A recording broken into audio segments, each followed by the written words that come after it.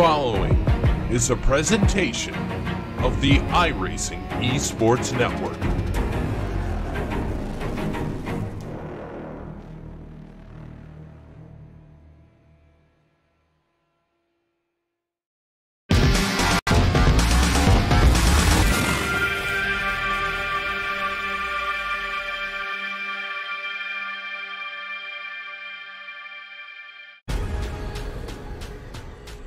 The most realistic online racing sim ever made.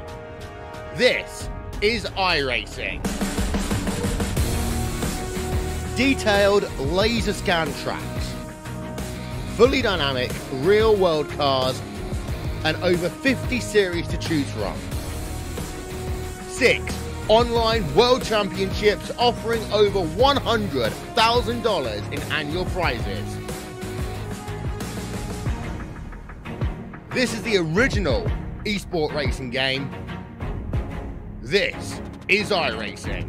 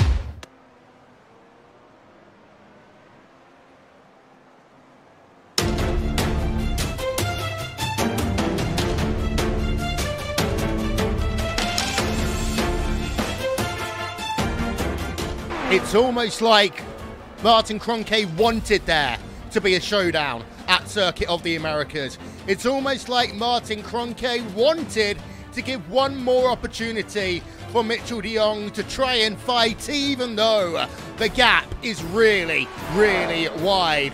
There are now only 2 drivers in contention for the 2018 iRacing World Championship Grand Prix Series, and they each have the purple, the orange, and the white of COTA Sim Sports.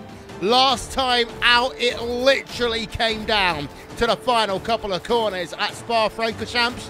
I was quite literally about to crown Martin Kroenke the world champion, but then we had a bit of pandemonium. He went from first to third, and here we are. Welcome to Circuit of the Americas. Welcome to the heart of Texas, and welcome to the final round of the 2018 iRacing World Championship Grand Prix Series, where qualifying is underway. Track temperature today is 23 degrees Celsius. We have got ourselves humidity of 54% right now. Clear skies, but it's windy.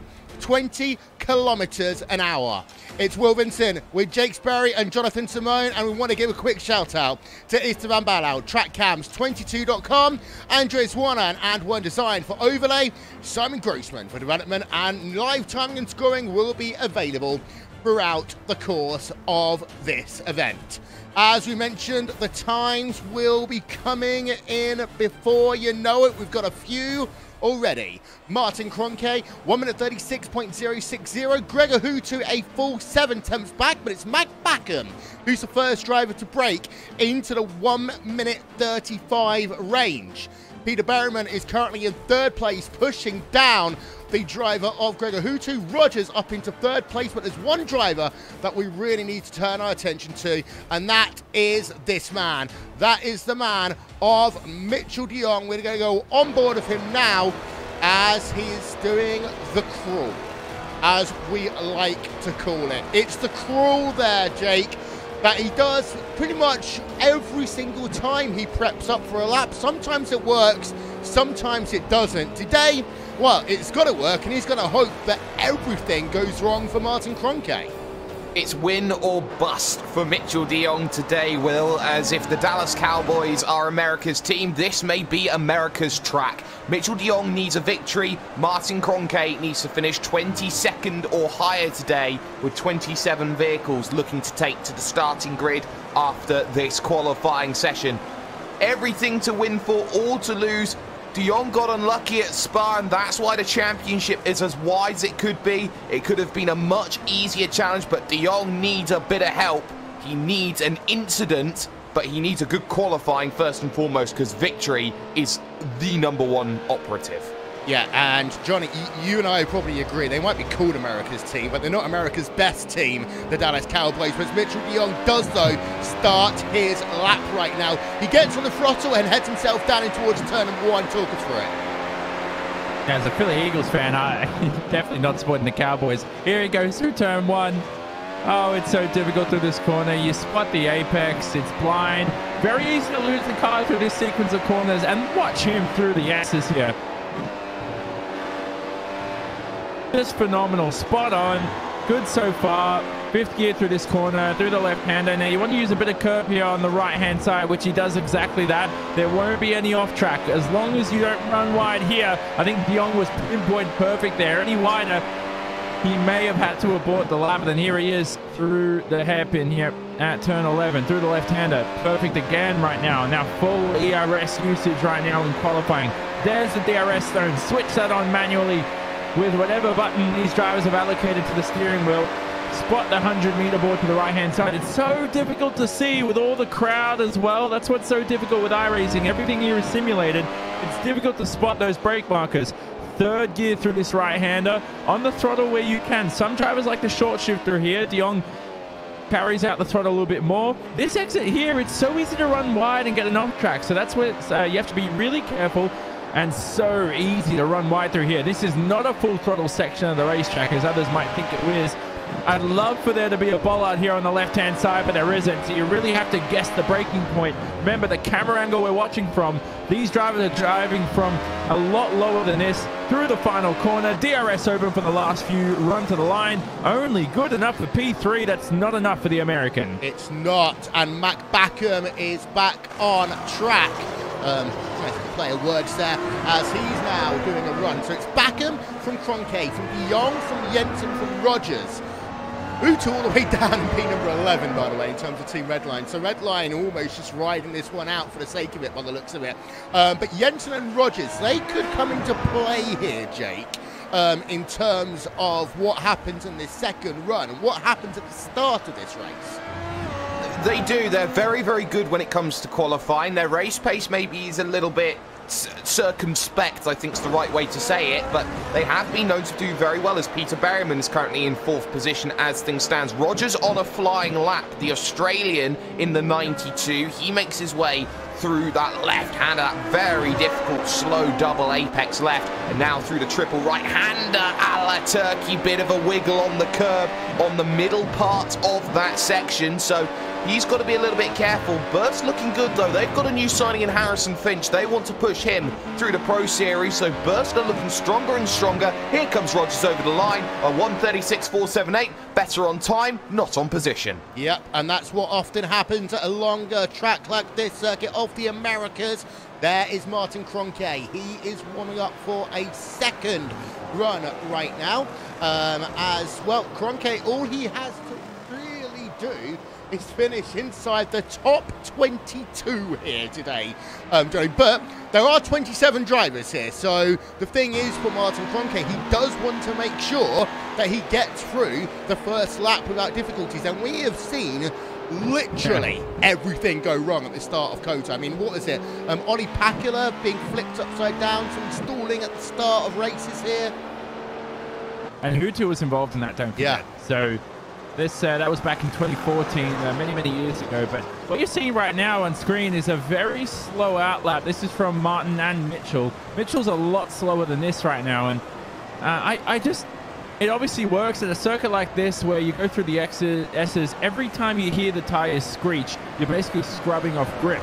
But the problem is that the tires are cooling down right now, and I tried this as a driver, and And one aspect people forget is that, yeah, you might get away with cool tires and you might still be able to set a good lap, but throughout testing for a week, if you're practicing this kind of method and practicing qualifying laps over an hour, you might actually get 11 or 12 less laps in than your teammate who's just blistering it quickly on the outlap. So you want to get more practice in and more reps, if that makes sense. Yeah, Hutu is up into 4th place, so he does respond on his second lap. We're on board with Jamie Fluke as he just heads himself through turn 1. He's loose twice there. He's going to have to abort that lap. I mean, that was, well, Johnny, he's doing it for the sake of doing it, but those first 2 corners, he was loose through turn number 1, then again through 2.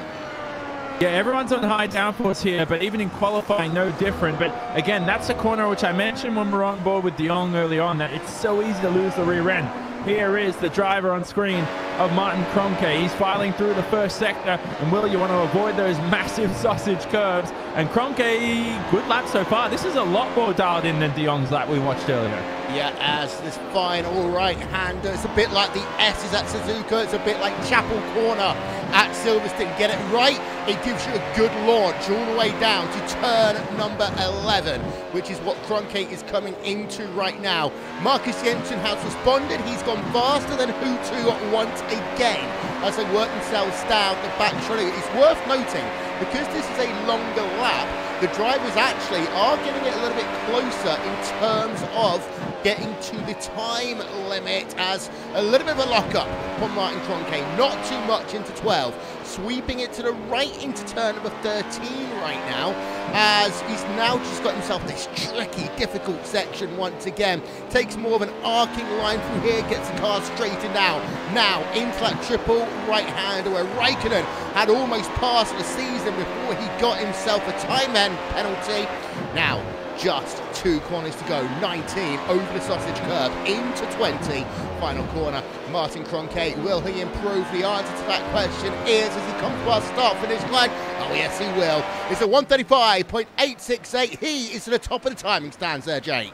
He is, as De Jong rounds the final corner, needs to find a 10th, if not 2 tenths, and doesn't find it, found only 4 thousandths. De Jong will start from 3rd, crucially behind Martin Kroenke, which is the thing, and this suddenly got difficult for Mitchell de Jong. Kroenke is in position number 1, but difficult position number 1. Keep an eye on Paul Ilbrink as well. He's got to start from dead last. He's got to fight for the top 20 against Michael Partington as well here, Will, and that's going to be crucial because Ilbrink needs 35 points on a certain Mr. Partington. He does indeed, and this will be interesting to watch. Normally at the end of the season we have more battles than this in terms of the drivers who will remain in the World Championship season for next year. However, they did change the rules at the end of the 2017 season. That has impacted on the number of battles we have coming into the final race of the championship. And well, that's one of the things, we talked about this just before we came on air, Johnny, that quite often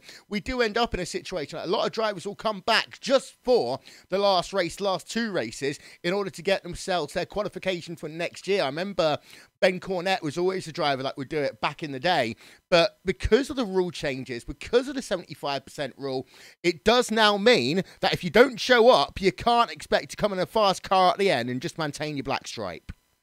Yeah, exactly. I think that's a great rule change. It's a positive for the future. It's something we need to keep cracking down on. I don't think we've perfected it at the moment. Everyone's trying to work towards getting more fuller grids to these events, but nevertheless, I still think the racing, regardless of having a little less of a driver count this season, I still think the racing has been phenomenal. You know, I've enjoyed this season from race 1 to now at COTA, the final race, and it hasn't even started yet. So as long as we crack down on that and more for a positive future, we'll see what happens. Well, let's start off by having a look then at your qualifying results here from Circuit of the Americas.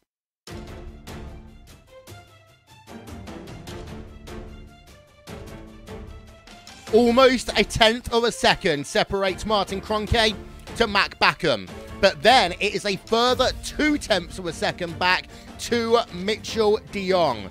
It is the Koana Sim Sports 1, 2, 3. However, you've then got Marcus Jensen breaking up the party for Burst Esports in P number 4. Rounding out your top 5, that is Tommy Erskard also from the Commander Simsport stable. Gregor Hutu, P number 6 for Team Redline. The first of your Apex Racing UK cars, they are going to be starting in P number 7, with Josh Rogers in 8th place for Burst Esport, Martin Piatella 9th for Coanda, and then Kevin Ellis Jr. will round out your top 10 for the Apex Racing UK team.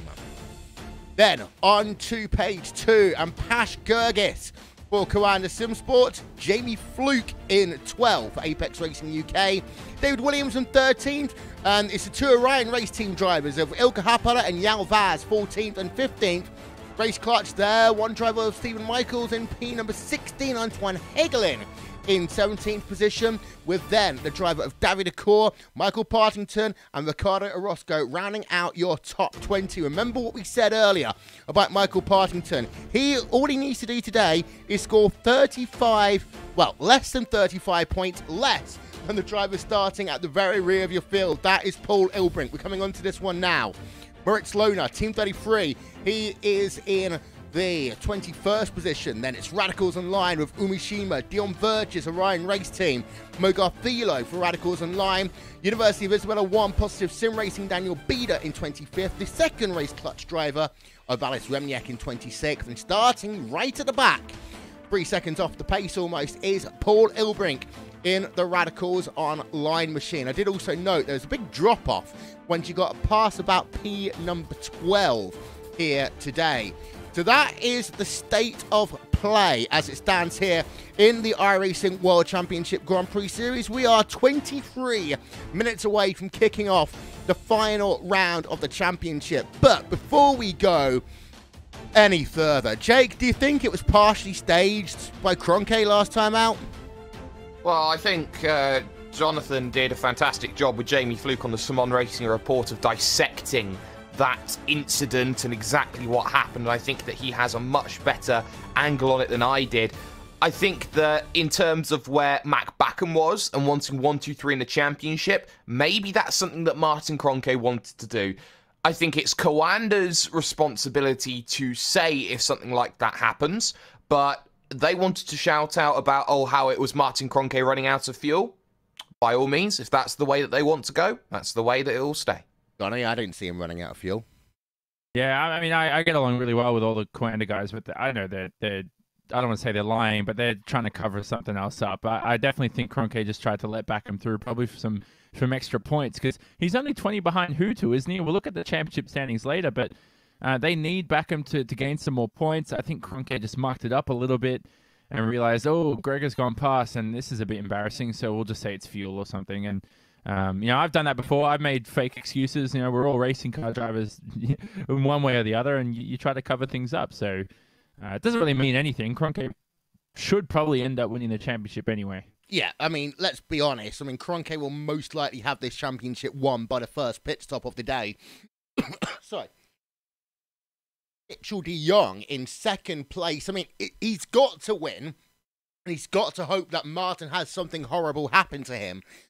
We've seen it all happen before. We've seen hardware failures. You've seen everything.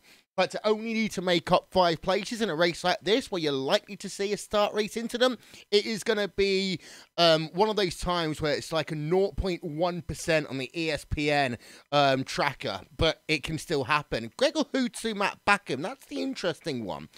Because, Jake, it's not just about Coanda 1, 2, 3. It's about the prestige for them in this championship, but also there is a significant increase in terms of, you know, what the team gets out of it in terms of prizes at the end of the season. And a lot of these teams pull those prizes together quite a bit more in terms of development as an overall organisation. So, actually, that's not just a bit more money in Matt Backham's back pocket. That could be more money in Coanda's back pocket. It is. And when you remember that Coanda's primary source of income as a team comes from championships like these here on iRacing, you look at it compared to Redline, who like to spread themselves out against all the other simulators in the world. I think they see Gregor Hutu as someone who isn't as much of a priority anymore when it comes to the top level of their sim racing program. And I think that it's shown how over the last half of the season, Hutu's had no friends to work with. It's been Gregor on his own in this championship, not interested in any other race. He wants to do this one and this one alone. And it's been seen over the last 3 or 4 rounds how his qualifying, he struggled for top 5 qualification runs. It's showing how Gregor is struggling on his own. He needs a team around him. He doesn't have it. Coanda have the strategy, the system, the whole, shall we say, structure around them that works, and I think that's why Mac Backham is going to steal 3rd place in the championship away from Gregor Hutu. Yeah, and let's not put it any other way. Gregor Hutu, this is not just the now thing. And he's saying, "Oh, I'm not going to do things like F1 esports or anything else out there." Oops. But Johnny, I mean, I think Jake makes a really good point there, because Hutu's never been a driver to compete in multiple sims. I remember, like, you know, I think he dabbled a bit in R Factor, but his main source of, like, you know, driving was Grand Prix Legends and then iRacing. And he's not done the 14,000 other esports championships that are flocking up at the moment.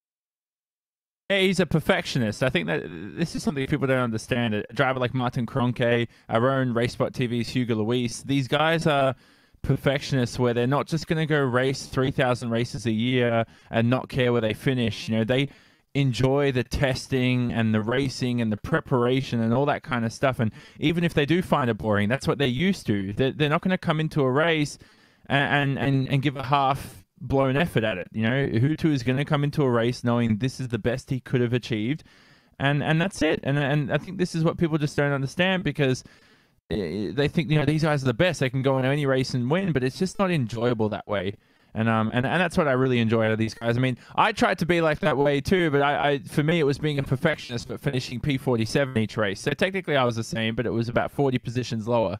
Yeah, and also at the same time, it is worth noting, Johnny, that the people who are taking part in all the other esports events, I'm not putting them down at all. It is worth noting, though, that they have very little time to practice, to test, to do all of these things, because they're traveling so much. I mean, first of all, I have no idea how they're able to cover all these flight costs and travel costs and rig costs, because it gets expensive. Yes, the money might be there, but flying to all these places does cost quite a bit of money. But secondly, it's time spent testing. We've always said that one thing that makes iRacing different from other products is that it started off as a training tool. It is a training tool. I don't know any driver in all of sim racing who has ever been able to just jump onto iRacing and immediately be world championship top 3. Yeah, remember Bono Haas came in, you know, well-established driver, arguably. You know, if you take Gregor Hutu out of the equation, Bono could have arguably already be considered one of the greatest sim racers of all time, and probably will go down when his career is said and done. And he came to iRacing and he never won a race last year, even though he performed really well, 3rd in the championship, had a lot of podiums, but it was so difficult to him to adapt to a different simulator in iRacing. But, you know, going back to the perfectionist thing, again, like Hutu and Kroenke and these perfectionists here, Hugo Luis, they don't enjoy that kind of stuff. And it's like the criticism you see with Lewis Hamilton in Formula One. Like, they always criticize why he's traveling so much and, oh, he's going to get tired. But I think people need to understand that he enjoys that. And that to him is like rest. That's a mental rest. And for these guys who don't race as much, they don't need to be sim racing 24/7 to be good. They understand their talent. They just need to get the rest. You know, they do the WCS race here today, IWC GPS, I should call it. And then they go home and grab a beer after the race and relax. You know, the next day, get back to testing, hang out with their family, and just get on with more important things in life, you know, because I think what people understand, and this is, people don't understand why a guy like Nico Rosberg retired, is that there's more to life than Formula One and more to life than racing sometimes. Yeah, and actually I remember the day that Hugo Luis retired, to be honest. And I remember the exact moment when he retired. Sorry, 1 second. And in that moment, quite literally, he was like, you know what? I am a perfectionist and I can't be bothered to do it anymore, because he thought that he lost his edge. By the way, Dom Duhan just said, yeah, he's done GPL, NASCAR 2003, R Factor, FSR, iRacing. I know, but in terms of the very, very, very top level is what I mean. Jay, in terms of what's going to happen next season, I think it is going to get really interesting to see how these teams who are evolving into multiple esports programs manage to keep their programs operating at a high level throughout. It's going to be interesting, Will. I don't know how it's going to pan out. We may see a team like G2, for example, decide to qualify both their drives and race like 3 races and take seats from other people. We may see something similar from Redline with the likes of Shotdorst or Pakala or whoever they want to put into a series. We may see drivers like Marty Piatella, who, let's not forget, is 22nd in the championship, qualifying himself inside the top 10, has a great shot of getting himself top 20 in the championship, but he hasn't made the 75% rule. As such, he will have to go through the Pro Series. You will see drivers like Piatella have to go through it again. There are drivers like Alex Simpson who may decide to go through it again, or Michael Dinkel. It could be a stacked Pro Series. It could be the changing of the guard wheel that we have been waiting for such a long time. New talents coming up, likes of Josh Thompson, Harrison Finch, so many more, like an Eric Andre, who could get themselves into this series. There is a lot that can happen over the winter, but this is probably going to be the most interesting winter I think iRacing has seen yet. Yeah. Hi to Tyler Hudson, by the way. I was going to say thank you to you later on, but I'll do it later on anyway. As also, no, we're not saying that he is retiring also at the same time. So let's talk about this race very quickly, Johnny. Kroenke, I mean, he's just basically got to leave from the front here today just to keep safe. Do you do a different strategy if you're De Jong? Do you go all out to try and get the victory? Problem is, the strategies are almost limited today. I mean, a one-stop, unless the weather is really cold come race time, is, you know, it might be quicker on paper, but it's so difficult to manage. Once the tires reach a certain drop-off point, they almost turn into ice, but apparently some drivers feel like the lap times are still the same. I don't feel the same thing testing this car. I think the lap times drop off when they get to that stage. So you're probably going to expect them to be on a 2-stop race. So look, we'll see how it goes. Nevertheless, this race, I just think try and pass him out on the racetrack and try and beat him that way. And maybe take him out at the same time and then win the race so that you can win the championship. I think there would be a bit of a breakup of Coanda if that was to happen, Jake. Yes. Well, that's all we got time for our pre-race show, ladies and gentlemen. Race coverage is coming up next here live on the iRacing Esports Network. And don't forget, you can subscribe to the iRacing Esports Network now for the very best iRacing action from ourselves, LSR TV, Apex Racing TV, as well as the People I've Forgotten Global Sim Racing Channel and V8 Online. Our race coverage will start in just a couple of moments' time, and we will be right back. The most realistic online racing sim ever made. This is iRacing. Detailed laser scan tracks, fully dynamic real-world cars, and over 50 series to choose from. 6 online world championships offering over $100,000 in annual prizes. This is the original esport racing game. This is iRacing.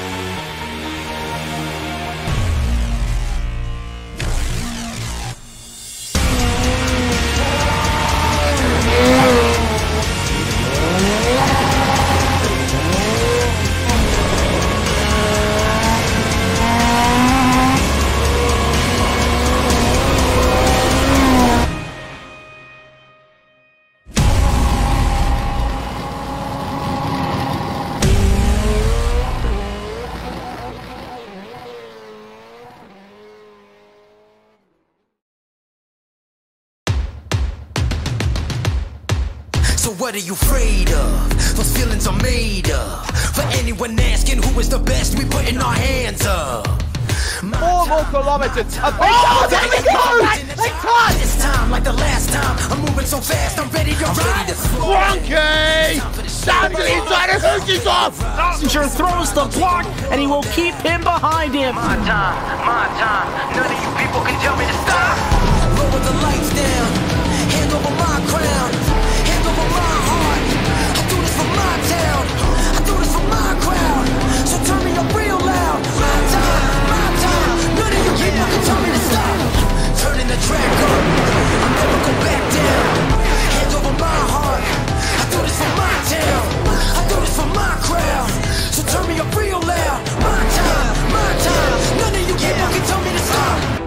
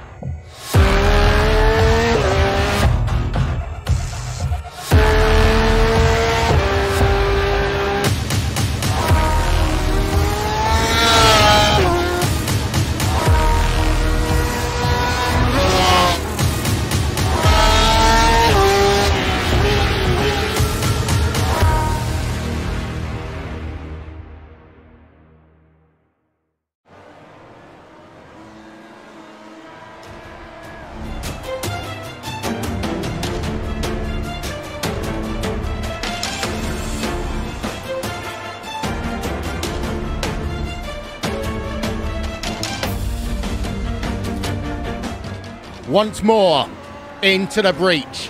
One more time. The 26 drivers in this race to race in the 2018 iRacing World Championship Grand Prix Series. Welcome to Circuit of the Americas. Welcome to COTA. Welcome to Texas. And they always say the stars and stripes, they are burning bright deep in the heart of Texas. And for one driver, in about an hour, 40 minutes time, will be the 2018 World Champion of Grand Prix Racing here on the iRacing service. The drivers are currently practicing, warming up as we have a look at the track conditions here. And well, it's not that much of a change except the clouds have come in as it's 23 degrees with wind speeds of about 17 miles an hour right now. And for these drivers, that means, well, it's going to be a little bit more slick out there, but a little bit more grip throughout the course of this event. Will Vincent, along with Jake Sperry, Jonathan Simone, will join us in a few moments. Well, I say 26 drivers because, no Gregor Hutu. Gregor Hutu will not be taking part in this race, Jake. I'm surprised.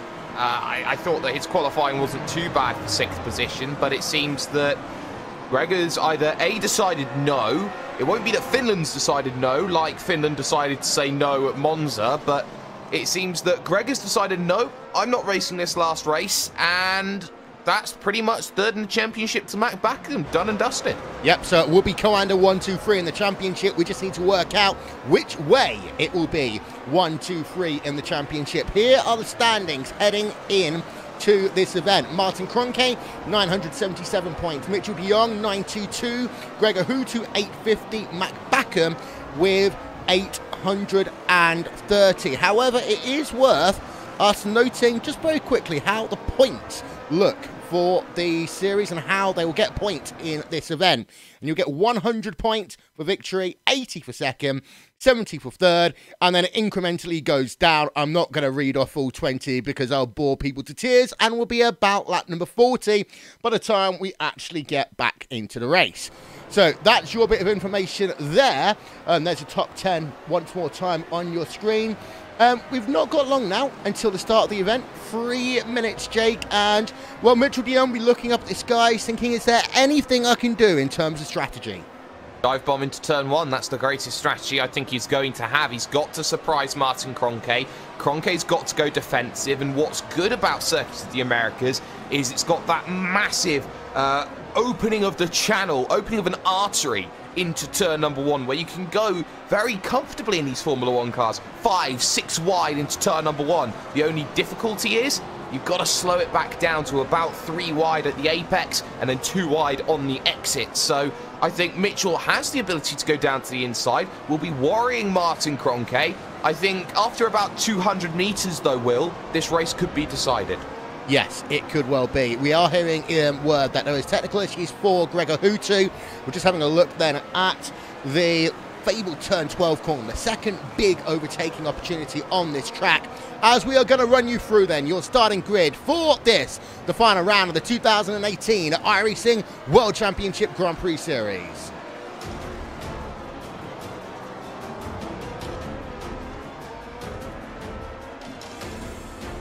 Coanda 1, 2, and 3.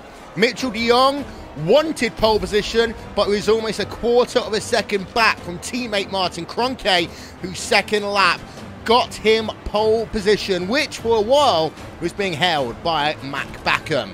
Marcus Jensen will roll off on the outside of that second row for Burst Esports.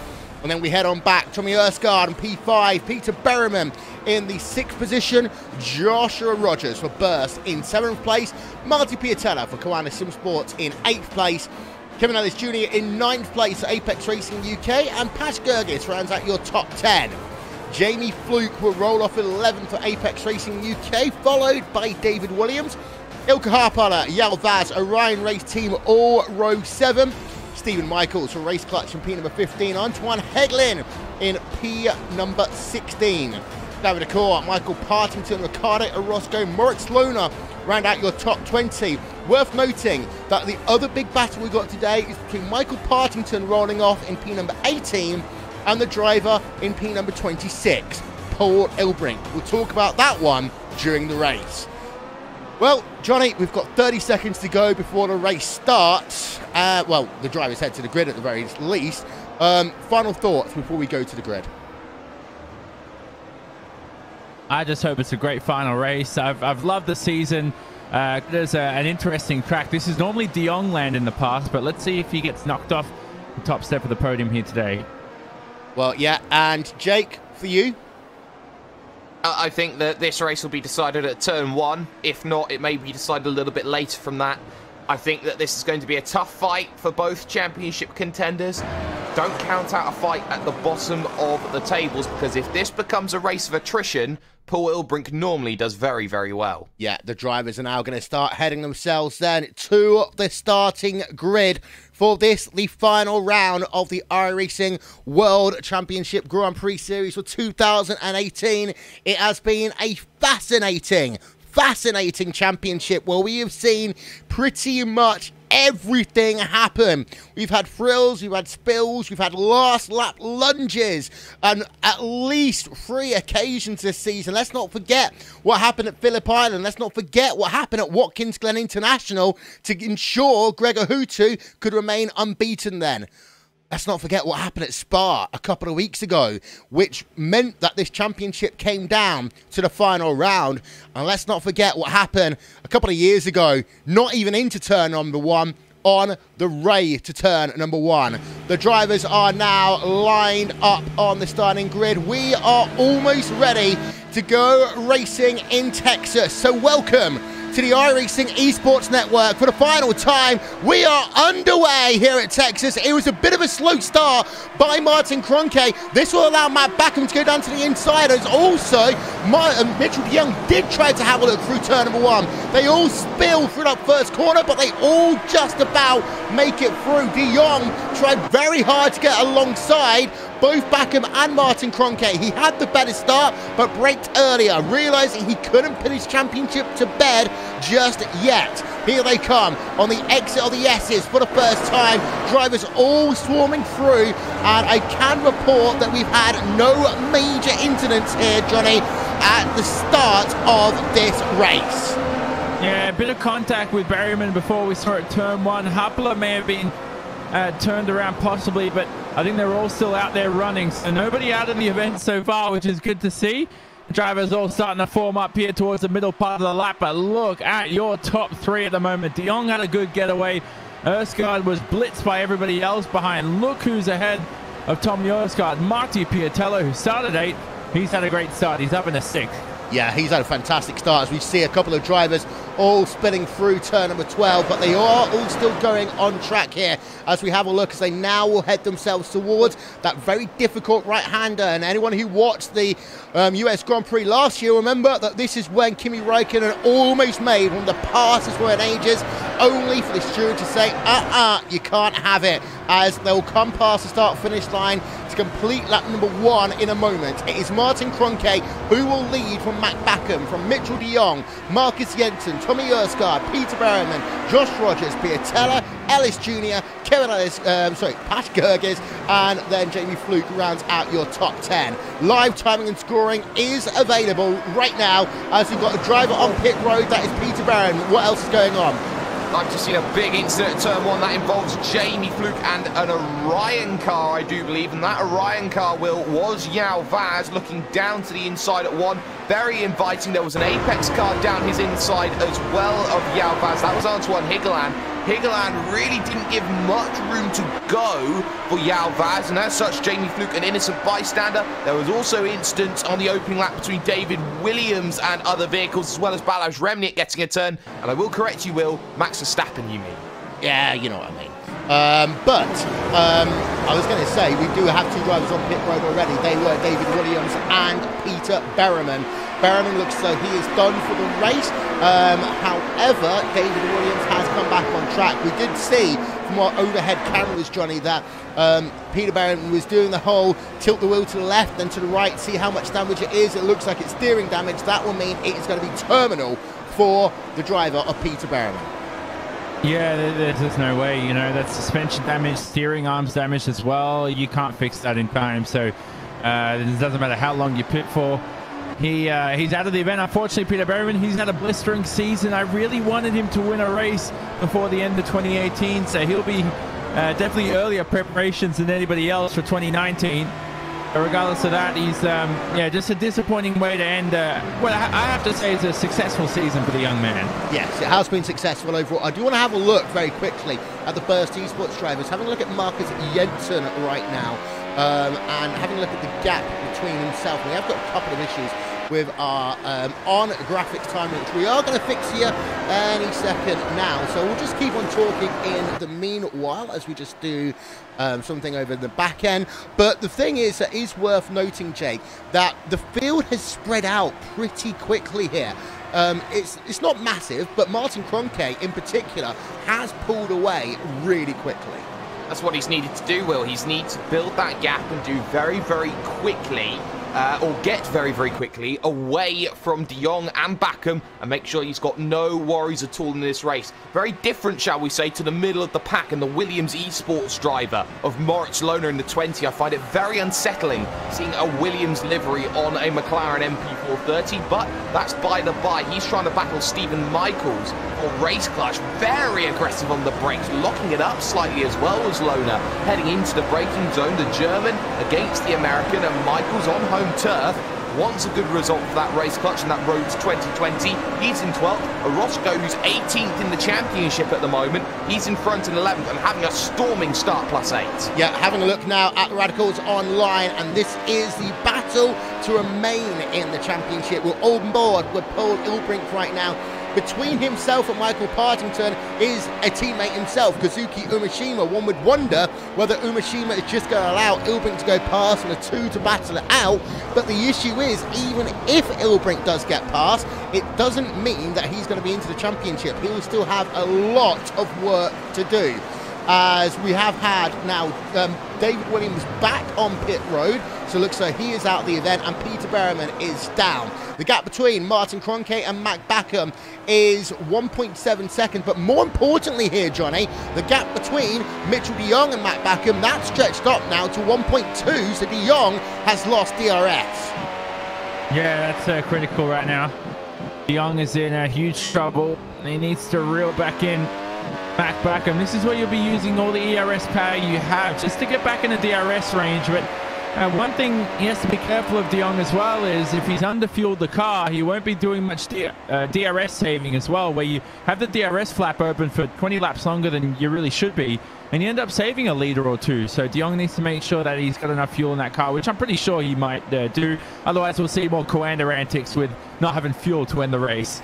Yeah, having a look at Moritz Lohner on board of him right now in the number 20 car. Stephen Michaels has had a good start to this event. He is up 4 places in the Race Clutch car as Team 33 versus Race Clutch. And, well, this is one thing I do like, Johnny, the fact that we have still got teams like Race Clutch, teams like Team 33, teams like Burst Esports, who are challenging the powerhouses of the likes of Redline, of the likes of Coanda. You could almost add the likes of Apex, Orion, and even Radicals Online to that mix. It is good to still see other teams competing at this level in the top 15.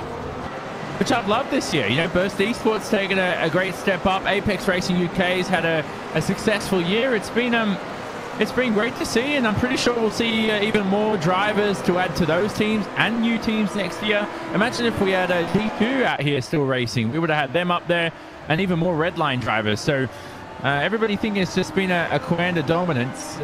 Hasn't been the case. You know, I think with some more series changes next year to just improve the series a little bit better, which we keep doing year after year, I'm pretty sure we'll see drivers start to turn up a little bit more. Yep, so having a look right now, this is P8 and 9 on track. Pas Gergis in the number 41 Coanda Sim Sports and Kevin Ellis Jr. in the number 98 Apex Racing UK machine.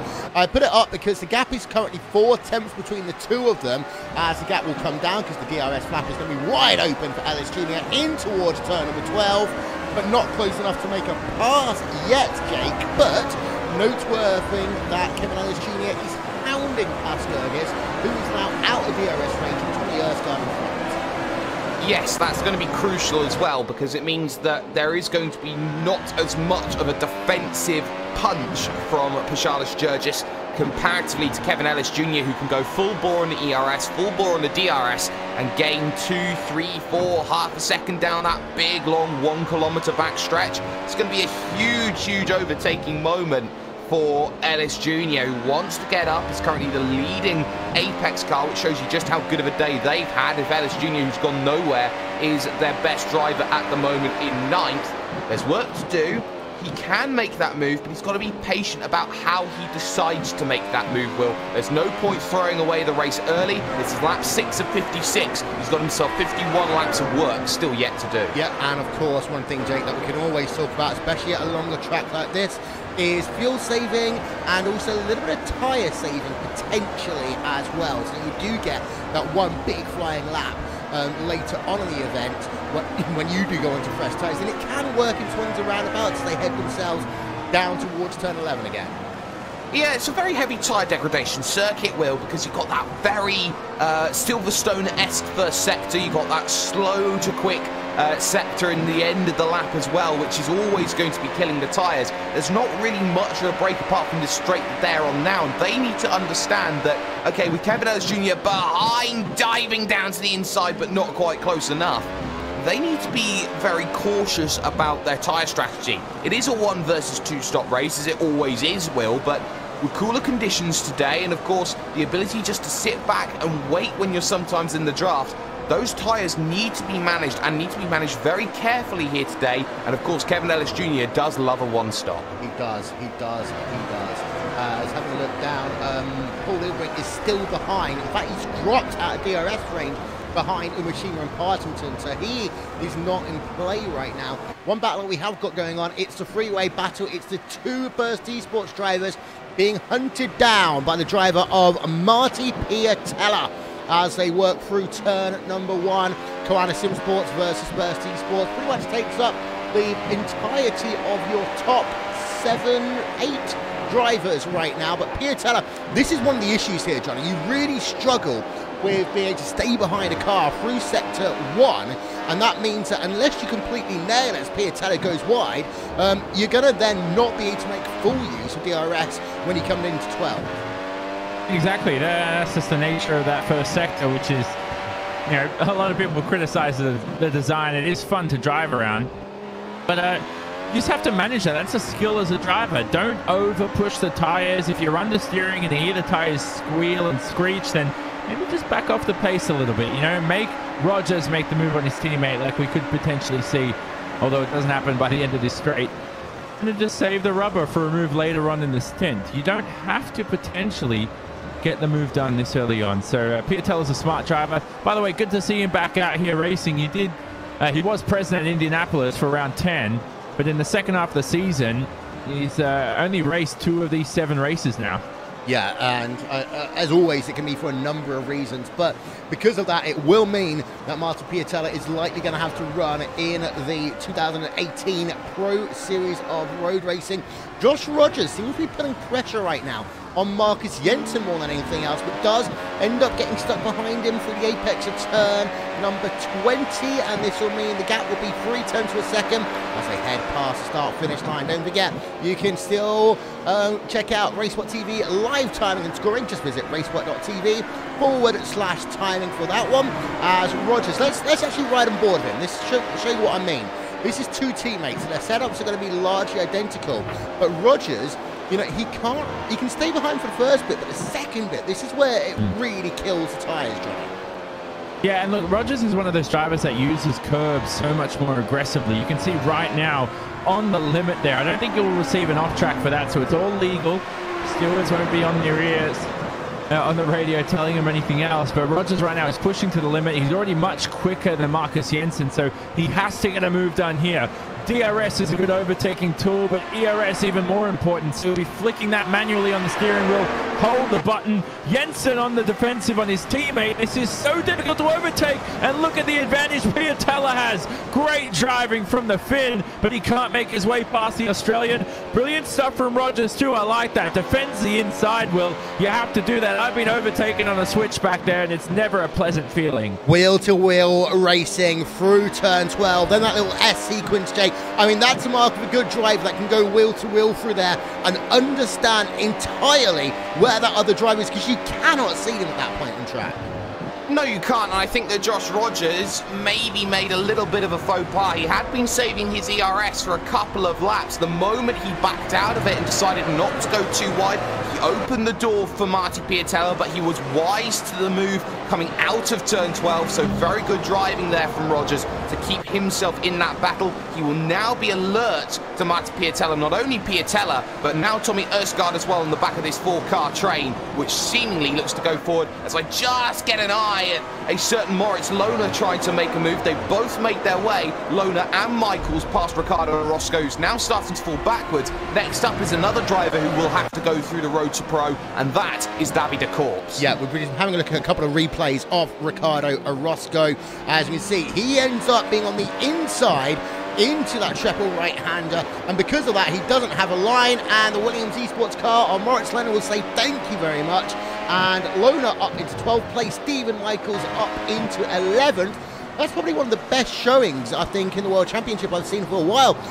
Stephen Michaels running 11th place, but he's also, Jake, one of these drivers and one of these teams where they can be good at the start of the event, but their tyres, they just can't always make them always work. Clean air will really help Michaels. It will help Michaels, but look at Josh Rogers. He just made a mistake coming out of 11. That gave the opportunity to Piatella, but look how wide Josh Rogers went through 12. He track extended to his heart's content to hold the position. He was much later on the brakes, and that was a little bit naughty, I felt, there from Josh Rogers, but he holds the position for the moment. Piatella couldn't capitalize on that. So another opportunity to go then for Piatella, but all of a sudden it means Marcus Jensen pretty much outside of the 1 second bracket. It is 1.2 seconds they come past the start-finish line. That is what 1.2 seconds looks like at Circuit of the Americas. It closes up dramatically in toward turn 1 and actually going wide again. That is going to be Josh Rogers. Is this the start of some of the tyre issues that Burst Esports have been plagued with all season long? Through the S's they can't get. We're back on board with the driver of Marty Piatella, and with no DRS to help him. Get this, he's already lost half a second to Marcus Jensen in this lap alone, in this sector alone. So Marty Piatella now wants to get a move on because he does not want to be held up any further by Josh Rogers in towards 11. This is all about getting the run for Marty Piatella, waiting until he can put that DRS on and that ERS. Let's have a look. Can he close up? 4 tenths per second, a lot of work to do, but he does get closer and closer and closer and moves down to the inside in towards 12. Textbook pass, and he might bring a Kalana teammate along with him, or Tommy Erskard. No, he won't, but that was a good move there, Johnny. Yeah, great move. This is going to get awfully close, though, between Rogers and the driver behind here of Tommy Erskard. Erskard is having a great race. Rogers starting to drift on the exit there at turn 16. You know, Rogers is the quickest of this bunch. He's just the least consistent right now. And he's a driver who struggled with tyre wear, like you said, Will. That's a good point. And he's not helping out with his case here today. And there is Piatella running extremely wide. I think he'll get away with that, of course, without a slowdown. But Rogers right now needs to get his grip together, because that first stop, the two-stoppers will come in as early as lap 18, but I'm pretty sure the two-stoppers want to be stretching this stint out to at least lap 20, 21. So for Rogers right now, we could expect for him to be coming in as early as lap 17 even. Yeah, I think he's falling off the cliff already, and that's partially because of the fact that he's been stuck behind his teammates so long. We talk about the dirty air on the high deck track that is Circuit of the Americas. Now Rogers is seeming to have a bit of a better lap, but he's already lost 6 tenths per second to Marty Piatella, and we'll actually have a look from the rear right now of Josh Rogers to Tommy Erskard, and actually Erskard made a bit of a mistake there through sector 1. He did, and that's not going to be helping him in terms of his course, because he's got a certain Pat Sturgis and Kevin Ellis Jr. behind who want to make moves, as well as Antoine Higeland trying to stay on the train as well. So DRS and ERS for practically everybody then on this train as they all make their way down into turn number 12. So no real chances then for a move as of yet, but Rogers has to be careful. Yes, the tyres have been going off more and more. That will put him more towards a two-stop strategy here today, as I take a look at Michael Partington trying to make a move on Babby de Corps. Doesn't need to make this move. He's practically safe now thanks to David Williams being out of this event, which means now Paul Ilbrink needs 40 points on a certain David Williams to make his way up into 20th. But on 25th position, Paul Ilbrink's going to probably be needing a top 10, maybe even a top 5, and that's not happening even if you're Paul Ilbrink. Yeah, indeed. So, I mean, the Radicals guys have had some fantastic races over the years. I remember one with Mogar Filo, I believe it was, at Spa about 4 years ago now, which is incredible. One thing I have started to notice, however, Johnny, is the fact that this battle with now Erskard, Gergis, etc., it's just bringing everyone closer together behind. So all of a sudden, what was Josh Rogers versus Tommy Erskard is now Josh Rogers versus Tommy Erskard versus Pash Gergis, Kevin Ellis Jr. and Antoine Higeland starting to sniff at the heels as well. And Apex are going to like this because they had a kind of quiet start to this event. Yeah, look, it's always more exciting when you're at the back of a train. When you're at the front and you get updates and you look at your relative times on your dashboard and it's like, oh, there's 7 drivers behind me and they're separated by 3 seconds. That's not a pleasant feeling. So when you're at the back, this is a great opportunity to gain about 6-7 spots for a driver like Anton Higeland. Look at his teammate ahead. That's the driver of Kevin Ellis Jr. finally trying to make a move here on Pascalis Georgis in one of his first races for Coanda Simsport. He made that move mid-season. Ellis Jr. no way past. Oh, the grid wait. driver. Partington has made a big mistake, actually. Sorry to interrupt, Johnny, but this is only because he's one of these drivers potentially having to race next year. And Partington's the first driver to crack. Talk us through the replays. He goes down to the inside of Happala into... And he just overshoots into 12. Yeah, well, that's a quack. Do we have duck sounds? Do you have any of those in the soundboard? So, well, we know one person actually is able to do that. I'm not going to mention them. But you come into turn 12 right now. Partington, he's probably just missed his brake marker, hasn't he? And this is something you need to do as a driver. DRS open, ERS to the max. You're basically revving at the top of the high downforce setup here. So you need to adjust your braking point as well. And that's something that Partington didn't do.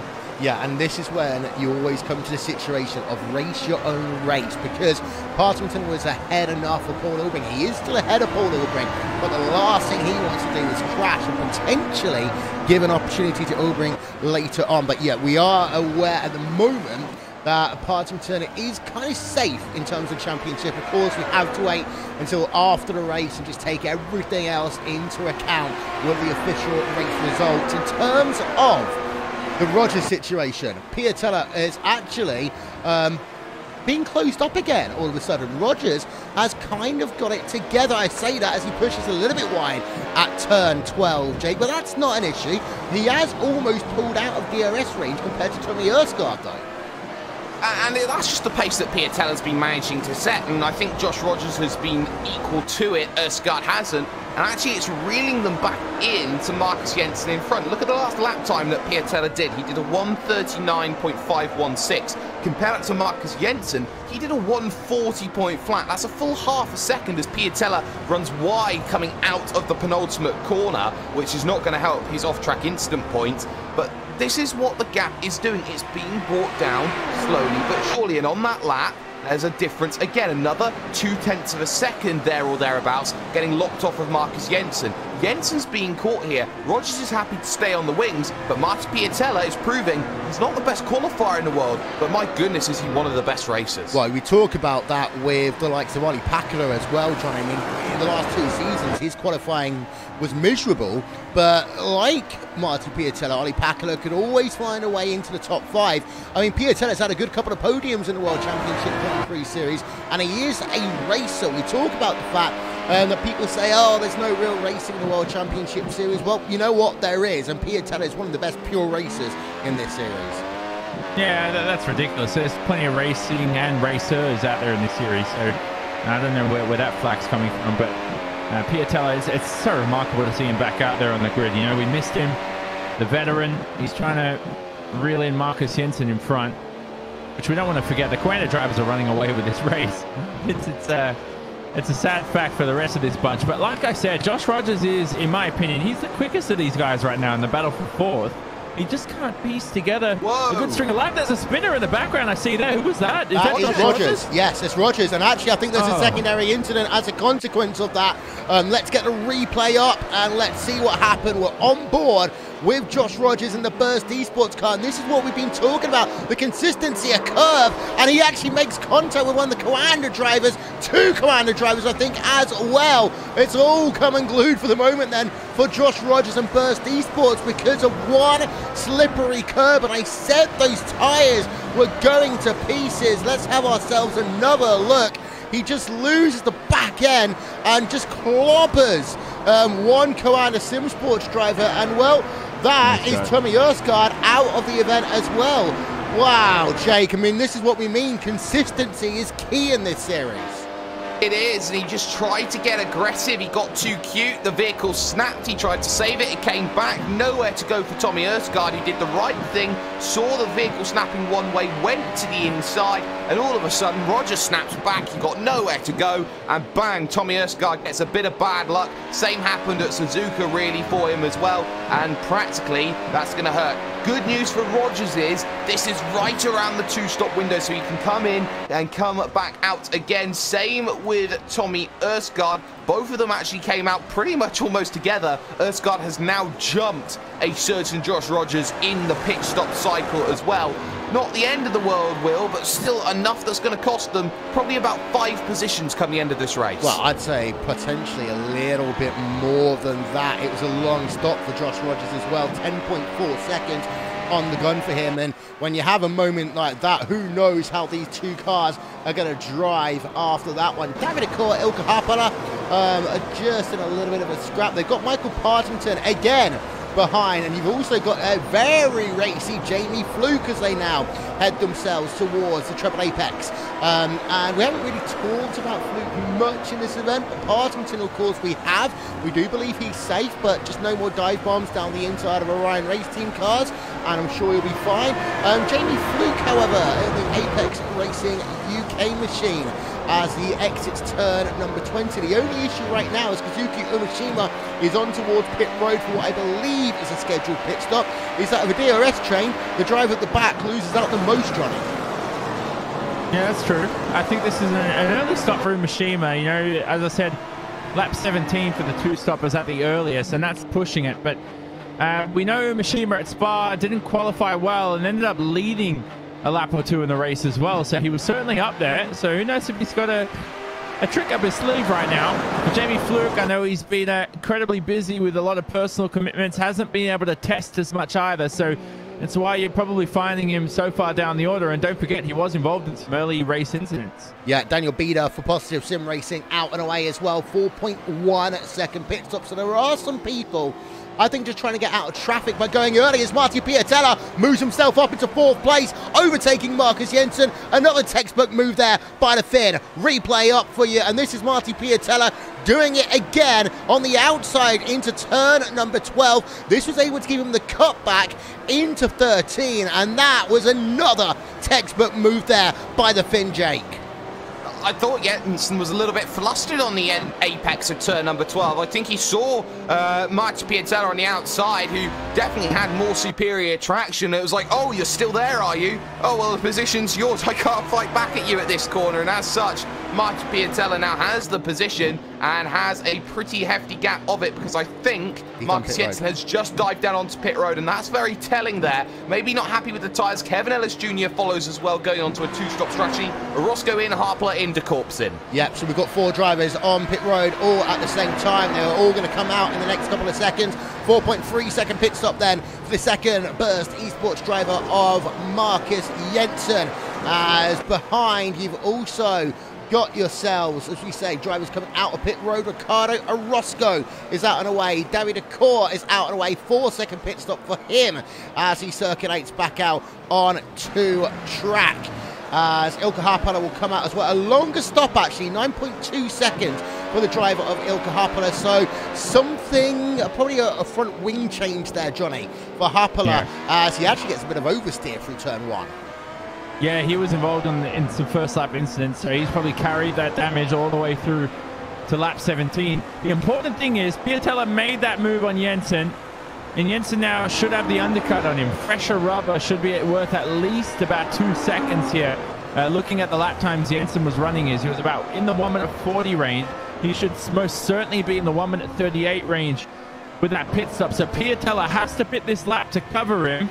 We know his teammates up ahead in the top 3 are all probably going to pit at the exact same lap. You know, they're like the San Antonio Spurs of this series. They're all a great team. And Piatella, rightly so, comes into the pits. Yep, so Marty Piatella on pit road. So far, we talked about the San Antonio Spurs. We talked about the Dallas Cowboys.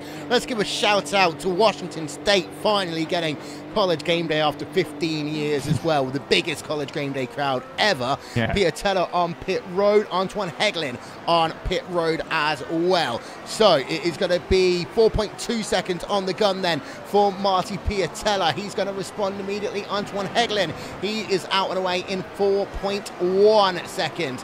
Where is Marcus Jensen? The answer is he is alongside but no behind Marty Piatella, and Piatella, if he can make it through turn number 3, is going to have that position secure, Jake. That is fantastic pit stop strategy from Coanda. They are some of the best when it comes to covering off moves like that. And well, Marcus Jensen had to come down in, Piatella covering, and we talked about the 2-second undercut.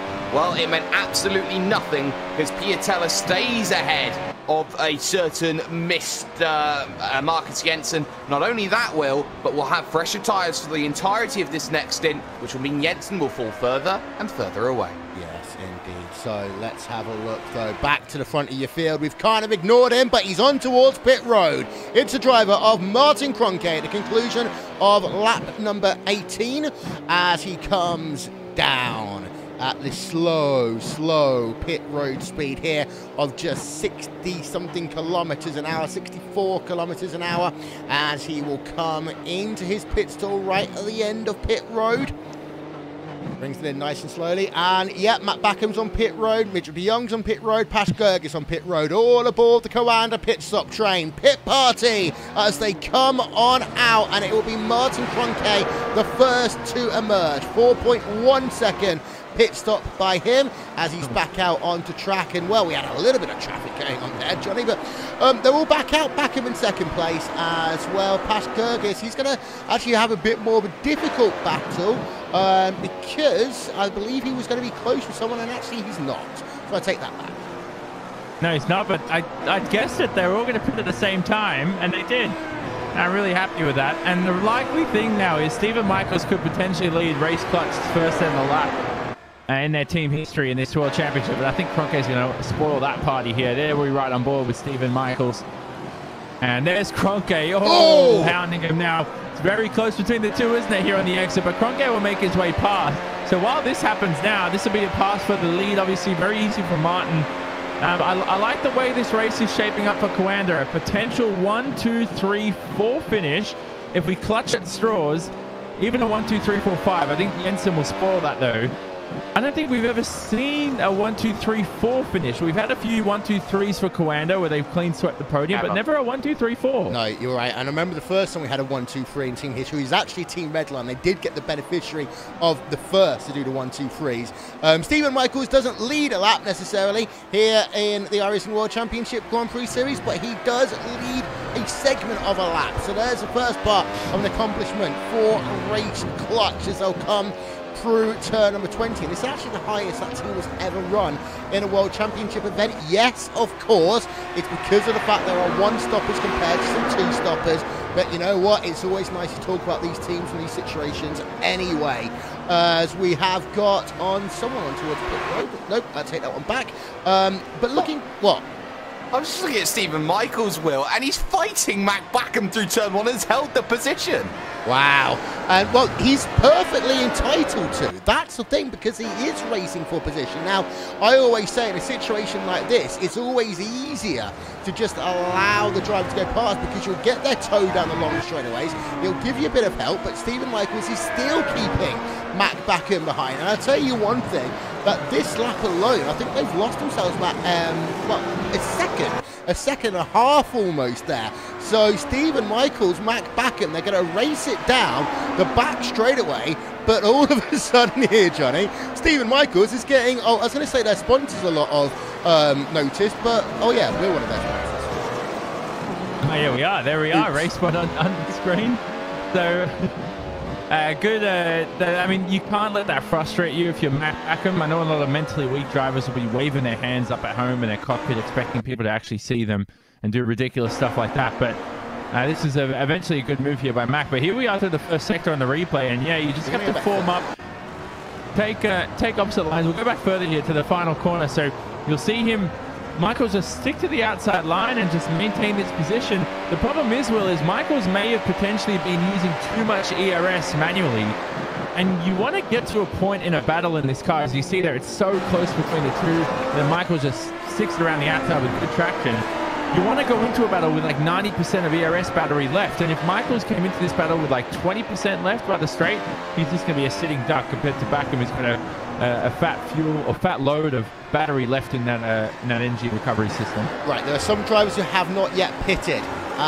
They include the following. This way, Martin Piatello and Jamie Fluke have been battling side by side almost in towards turn number 1. But drivers who have not pitted, Stephen Michaels for Race Clutch, Vaz for the Orion race team, Dion Verges has not pitted as of yet.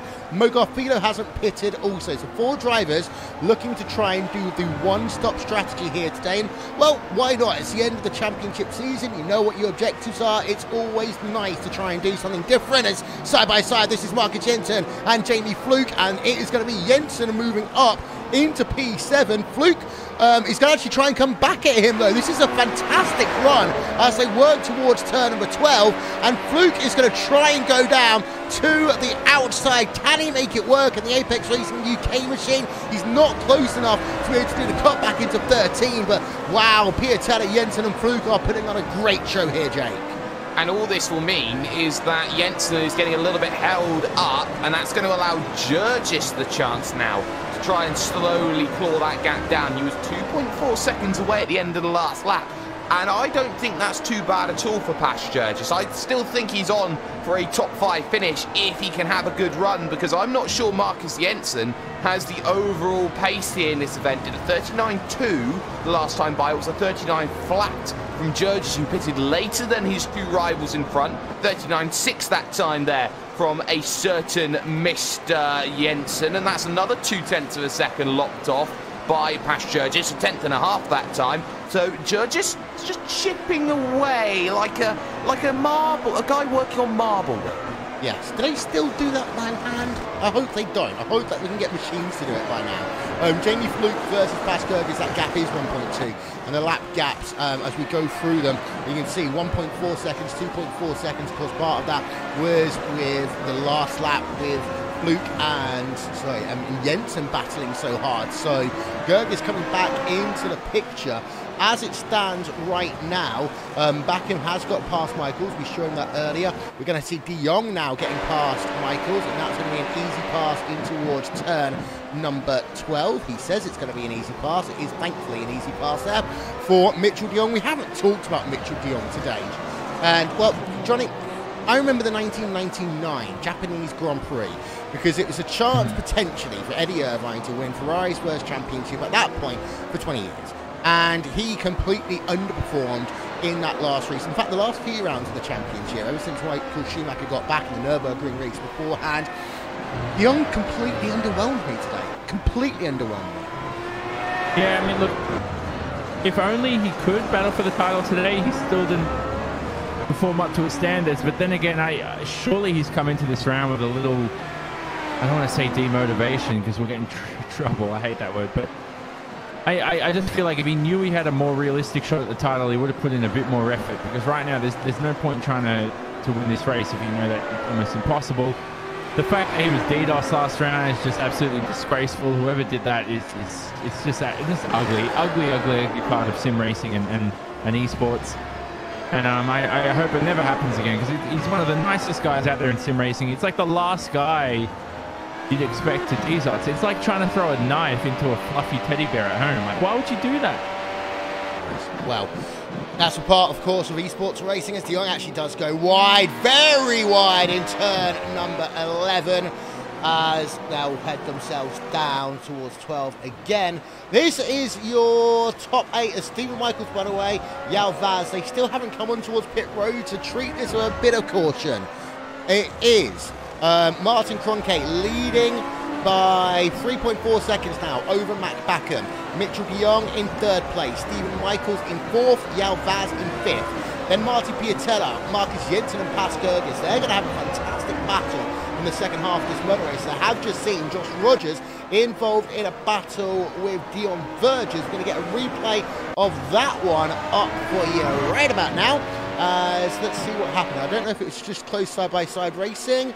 Take that back. I believe it was Tommy Erskard who got ahead. So let's just try and change. There we are. Tommy Erskard was able to get ahead of Josh Rogers down the long run towards turn number 12.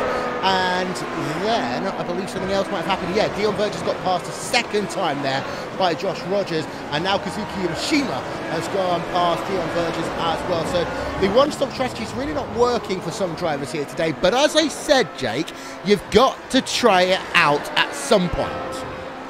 You do, and you have to remember as well that the halfway stage of this event comes at lap 28. So they're only 5 laps away from half distance, so they will be pitting in the next 2 or 3 laps. So you're seeing probably the worst that they'll be driving in this event, and they'll start falling backwards later and later on. So not really too much to be worrying about. I have noted, though, that Ricardo Orozco has been on pit road for well over a lap. It's a shame to see him involved in an incident. He was 18th in the championship. He will definitely be safe thanks to David Williams. So Orozco out, but still with a license. Yeah, so let's just have a look at Rogers and Erskine, actually, as we're on board with Josh Rogers in the Burst Esports number 92 car. Of course, he lost position to Tommy Erskine, but he can try and get it back.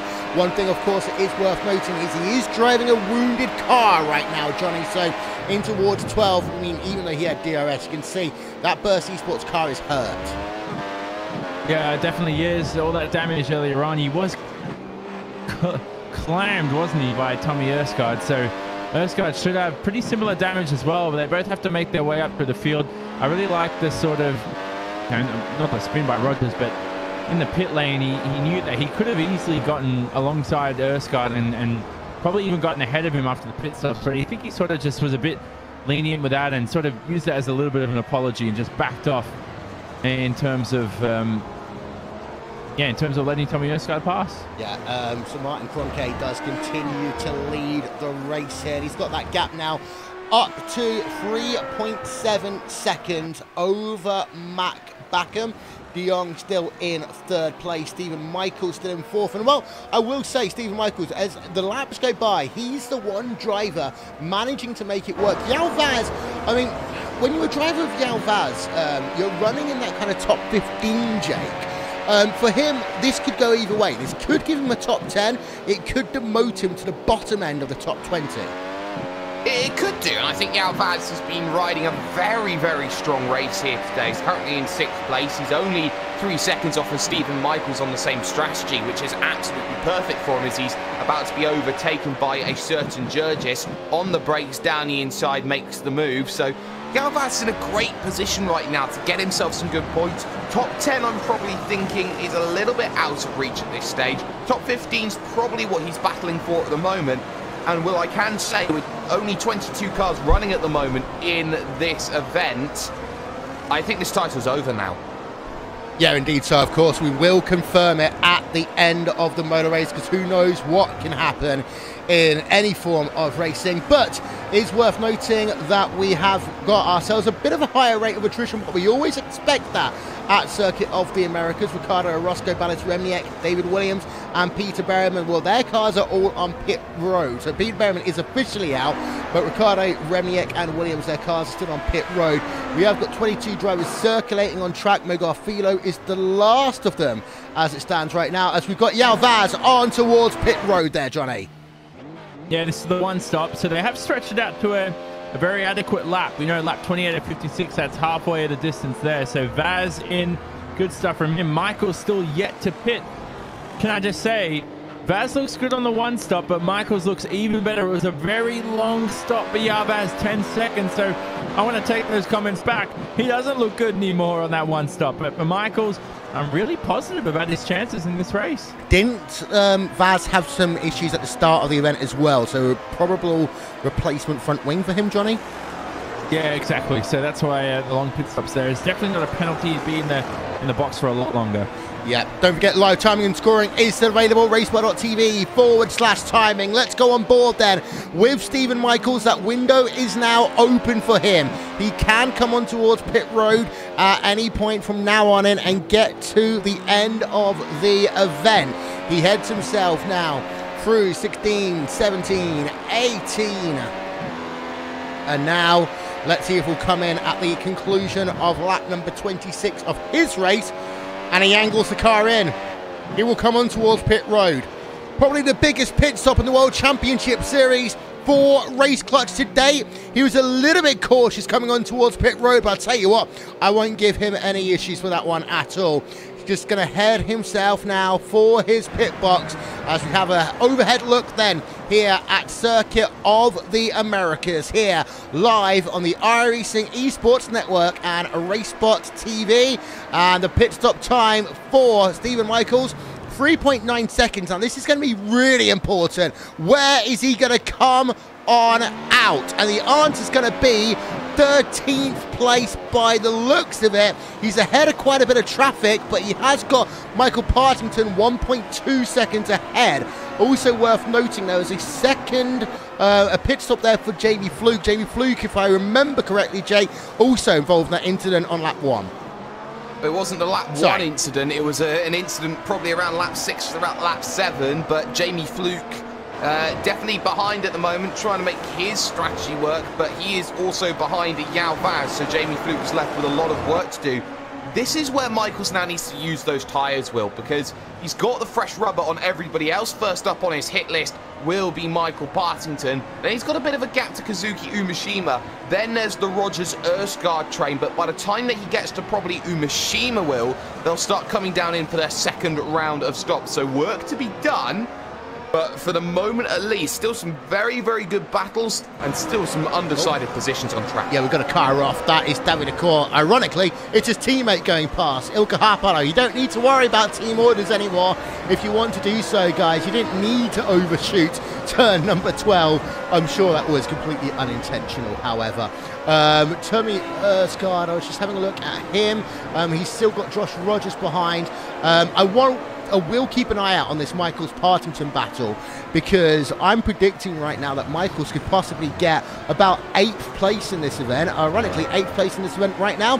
It's the second of the 2 drivers from Apex Racing UK, Johnny, and Antoine Heglin is battling out with his teammate. They have got themselves 9.2 seconds as an advantage to Tommy Erskard. I'm very impressed with Anton. I wasn't expecting him to be so quick today, along the likes of Jamie Fluke. There are 2 drivers from that team who just haven't been able to test too much for this round. But Kevin Ellis Jr. was quite bullish about this team's chances. He thought the setup was well improved from Spa. I don't think Apex have really finished this season as strong as they anticipated, but nevertheless, it would be good to just get a break from all the hard work and testing. And this is the sort of knock-on effect, Will, that you have from just over-testing and burning out. You know, I feel like the Apex Racing UK drivers, all of them just really need a rest right now. Yeah, Moritz Lohner is out of the event. I did also see switch of position. Jamie Fluke has gotten himself past Paul Ilbrink and has pulled himself out 7 tenths to a second as a consequence of that one over the course of the last half a lap or so. So that move was made down in towards turn number 1. Behind, you still got Josh Rogers and Tommy Erskard. We still need to keep an eye out on this one, Jake. Yes, we do. I just caught the end of the Moritz Lohner crash, and it's in a really interesting position. It's not a place you normally have a crash. It's around turn 6, I'd probably say, out on track. Turn 6, turn 7. So Williams Esports Day pretty much done. But to the Tommy Erskard battle with Josh Rogers, it has been a sleeper battle, I will say, Will. It hasn't really kicked off in the way that many people thought that a battle would. They've been within half a second, 6 tenths. Every time they've crossed the start-finish lines, they cross under the Tequila Patron Bridge.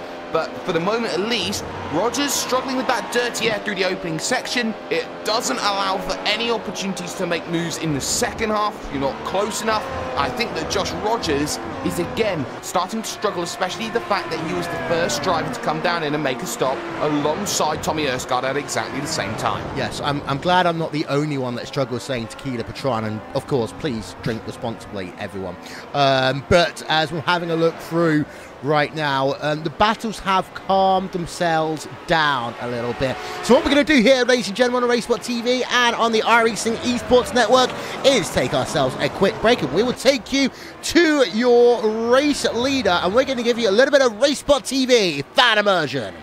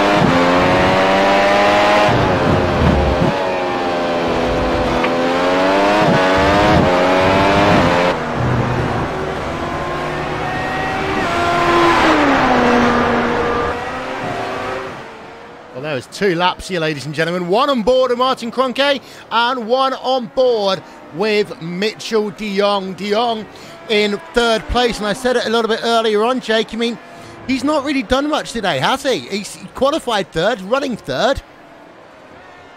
Outclassed. Just completely outclassed by Martin Kroenke and Mac Backham. I don't think this is what you can say anymore, Will, as a Mitchell de Jong track. It is not. It is a Martin Kroenke track. It's being proven by the fact that with still a 1/3 of the race left to go, he's got himself 10 seconds of an advantage. That's all you need to know. I've seen Ilka Harpala have a crash a couple of laps to go as well. That was at turn 9. He got a snap of oversteer and into the Armco he went. But keep an eye on the battle for 5th place here, Will. Gap down to 1.6 between Jurgis and Jensen. It could be a top 5 lock for Coanda. First time ever. Yeah, it could well be, as it was going to be interesting what happens with this Jensen situation in the 2nd pit stop. I personally believe, Johnny, that on paper, Jensen should get 4th place. I think he's done more in this race than Jurgis. And having a look at the fastest lap times, Jurgis' fastest lap times is about half a tenth of a second faster than Marcus Jensen. But I think Marcus Jensen's been more consistent here today. Well, we'll see. I mean, Jurgis' tyres are 2 laps fresher, so that comes into play. And that might be why Jurgis is a little bit quicker. I think Pasha is going well, you know, and I like this Pash Jurgis. You know, it's always going to be an improved Pash Jurgis. Anybody that heads to the Coanda culture is going to be more improved. So we could see a 1, 2, 3, 4, 5. So can I ask then, if we've never had a 1, 2, 3, 4 in history, does it still count if it's a 1, 2, 3, 4, 5? Yes. Does that mean we've never... Okay, so it still counts then. It's like, so like if you get a world record, it's also an Olympic record. Ah, good point. All right, touche. So then it's a 1, 2, 3, 4, 2, but we have to wait for it to get done. Right now I'm touching wood everywhere. And I don't want to know what you're touching, Johnny. I'm not going to lie to you. I was about to say I was wrong. Josh Rogers, Tommy Erskard right now, P number 9, P number 10. That one continues. Of course, Erskard was able to get ahead about 4 or 5 laps ago, Jake. Josh Rogers is sticking behind, but Rogers should be the first driver, as you said earlier, on towards pit road about, 4 laps time? I'd assume so. I'm not the strategy man when it comes to things like this, but I do assume Rogers should come in very, very soon. And if anything, I think Rogers should come in before Tommy Erskard, force Erskard's hand here, because as much as he wants to try and get past Tommy Erskard, he needs something like the undercut to come and help him, because nothing it seems that he wants to do works at the moment. Very content to just sit behind at a 1/10 and a half when he reaches the braking zone and not try and force a move into turn 12. But for Josh Rogers, it's a case of wait, hope that a move gets done very, very soon. If not, use the stops to your advantage. They're there for a reason. Yeah, indeed. So as we're having a look down through the list of retirees, Ilka Harpala, Moritz Lohner, Ricardo Orozco, Balis Remniak, David Williams are all set on pit road, presumed out, shall we say. Peter Berriman is definitely out of this event. Antoine Hegelin versus Kevin Ellis Jr. That carries on. Let's have a look actually up the hill. This is the closest that Rogers has been as he kept his ERS. He's going to pull himself down to the inside in towards turn number 1, and Rogers will be able to try and always get back. P number 9, they're going to be side by side as they head themselves through 2, but no, that is a big move there, Johnny, and he did it the right way. He waited, as you said, until you've got the full supplement of ERS. Yeah, exactly. Good stuff from Rogers. And I think it's finally been enough laps where he thinks Erskard's probably gotten over that little spin that they ended up collecting Rogers in. So Rogers thought, oh, this would be a good time to pass him finally. It was a good move nevertheless. And what could have been the potential for Josh Rogers? I really thought this was a 4th place finish in the waiting for him, but he's thrown it away all himself. Well, also, it's one thing that is worth noting. We have a look at the fact that Burst Esport was able, a damaged Burst Esport car was able to get past a Coanda car. That gives a bit more hope, maybe, to Marcus Jensen in terms of his battle with Pat Jurgis going on as well. Checking in on Stephen Michaels, because, of course, he's the lead driver on the one-stop strategy. He is only right now a total of 7 laps into his stint as he works himself right now into the tricky, horrible right-hander, which I absolutely hate this entire section. 7 laps into his stint, his last lap was a 139.261. That's actually one of the faster lap times. It's the 4th fastest lap time set that last time by. He's catching Kazuki Umeshima at a rate of half a second a lap.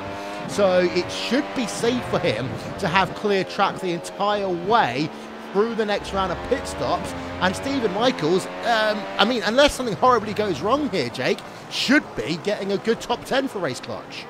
Certainly could do, but he's got to try and find a bit more pace. Umishima's 39.9 that last time by. Look at how much he closed in on Tommy Erskard that last lap. A full 1.4 seconds on that last lap. So we saw how the overtake did something for Tommy Erskard. He's now completely dropped the DRS there or thereabouts from Joshua Rogers. He completely has. So it seems that the tyres are spent on Tommy, and now Kazuki Umeshima is going to go, right, here's some dessert then, it seems, because, well, if you're going to be a sitting duck, I might as well go and take my pudding and make a very, very quick and decisive move. I will never have duck and pudding at the same time. Unless it's black pudding, actually. Tommy Erskard, Kazuki Umeshima. Well, the issue with that one was, I think that Erskard just got stuck in that dirty air all the way through Sector 1, and that's what hurt him. He did a 141.300 that last time by. Now Umeshima is the driver having to follow, but he hasn't had to do so too often today, Johnny. And this will mean that, in theory, Umeshima's tyres should be on the fresh side. Yeah, they definitely will be. Look at him. He's... I'd be impatient right now. He certainly should be able to make a way past Erskard, even into the final corner. Erskard ducks into the pit lane there, so that will save Umeshima a bit of time. And also, Umeshima needs to remember he should have DRS here. When he heads into the zone, he flicks it on, so that's good stuff from Umeshima. Good awareness. Erskard into the pit lane, though, along with Rogers. Those two have, unfortunately for both of them, been tied together this entire race. Yeah, it's one of the quirks and the rules of the way the DRS system works. The activation flap occurs, and if you're in a second, it doesn't matter if the car goes on towards pit road, pulls over at the side of the road, whatever, you still have the chance to utilize it. Tommy Erskard has made his pit stop. We can never see his pit stops. Paul Ilbrink has come towards pit road as well. So more pit stops are coming then. That second round is almost wide open, shall we say. Paul Ilbrink, well, he's still got a ton of work to do, and I don't think it is going to be enough for him, unfortunately. He looks as though he will have to go through the Pro Series of road racing. And, well, Jake, that's sad because he is one of the longest established drivers in the World Championship Series. He is, but let's not forget, it's not the case that he's not officially unestablished if he qualifies again through the Pro Series, because technically he'd still be there. That's what I meant. The longest amount of seasons. But it comes down to Paul Ilbrink of why didn't it happen, and I sort of threatened it at the back end of last season as well, Will, at Circuit of the Americas. I said that Paul Ilbrink was a little bit lucky to get back into the championship. I thought that his pace needed a little bit of work. He's had some good finishes. He had a great finish, actually, at Circuit Gilles Villeneuve, which was a crazy race. But aside from that, maybe Monza, it hasn't really worked out for Paul Ilbrink this season. He hasn't had the overall pace to stay top 20. And despite being 17th and clawing back at this stage a good 17 points on David Williams, that's still not enough. He's left himself too much work to do today. Can I say, Paul Ilbrink came into this race with a safety rating of 1.01. I don't even know how.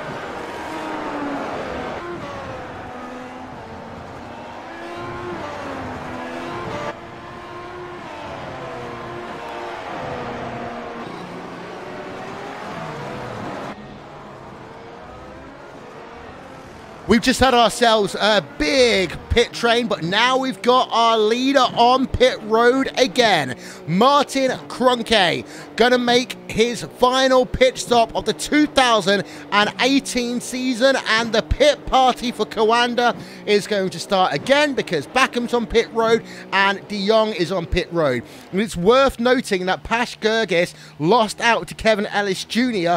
a moment ago when they came on towards pit road last time by.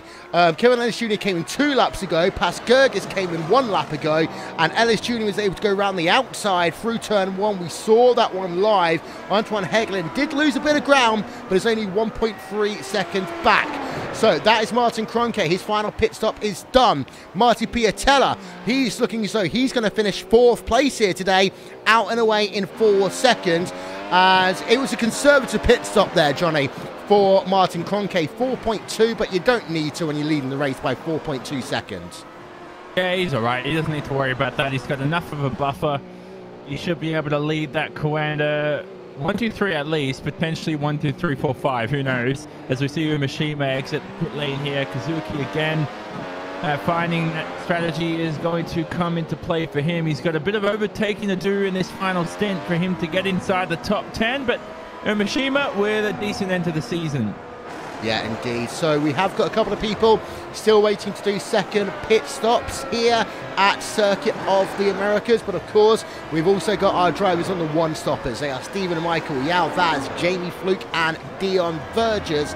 You can probably put Mogar Philo into that list actually as well. So this is the driver who is leading the race, who has pretty much now got 1 hand and 4 fingers on the 2018 World Championship trophy. And of course, that will come with a cool $10,000 and championship ring, etc. Tau, Martin Kroenke, I've actually seen, I actually carried and owned a World Championship for about 3 months, Johnny, because I had to transport it over to where I was in America for Hugo Ruiz. Yeah, you had to carry a what? Sorry, I didn't understand that. 2011 World Championship trophy. I actually owned Hugo Ruiz's 2011 World Championship trophy for a bit. Yeah, sorry, I thought you were talking about something else. Yeah, you're finally, when are you going in November? So a couple of weeks, right? No, this was last year. Oh, yeah. You're visiting him in a couple of weeks, yeah, he's getting married in a couple of weeks' time. Yeah, congrats to him. You got married earlier a few months ago too. Did we ever announce that on this broadcast? Congrats to you. Oh, thank you. Yeah, I think we did on one broadcast. I can't remember. But yeah, Hugo Ruiz, RaceSpot TV director and co-owner, is getting married in a couple of weeks. So congratulations to him.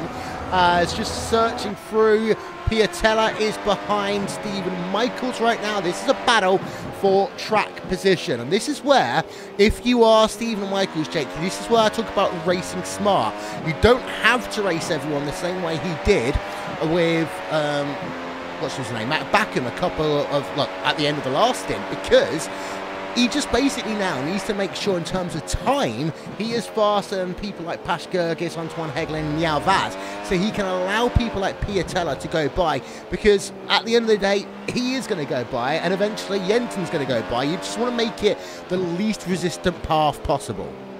Well, this is the issue that he's got. It's 4 seconds back to Pash Gergis in 8th position, so he should drop at least that far. Another 1.2 back to Higeland, so he should drop back to 9th position.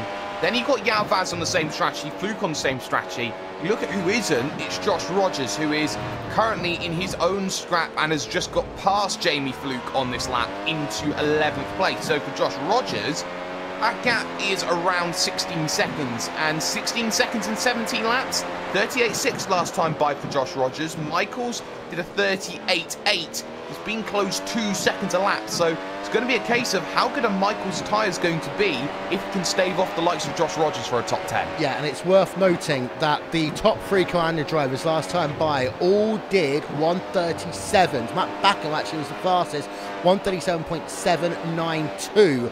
Piatella actually didn't gain as much as they thought that last time by, so I'm not saying by any stretch of the imagination, Johnny, that Michaels needs to just move out the way. What I'm saying is, if Piatella does put a foot down to the inside, don't fight it as hard as you would do necessarily if you're batting for the race win, and this is where I think Piatella might get his run.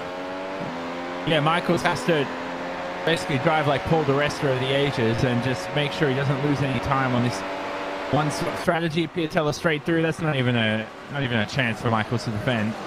Yes, I'll let him straight past. Jensen will make his way past soon enough, but I really like this performance today from Stephen Michaels. Very impressive. The man is just representing Race Clutch really well in his first few races for the team.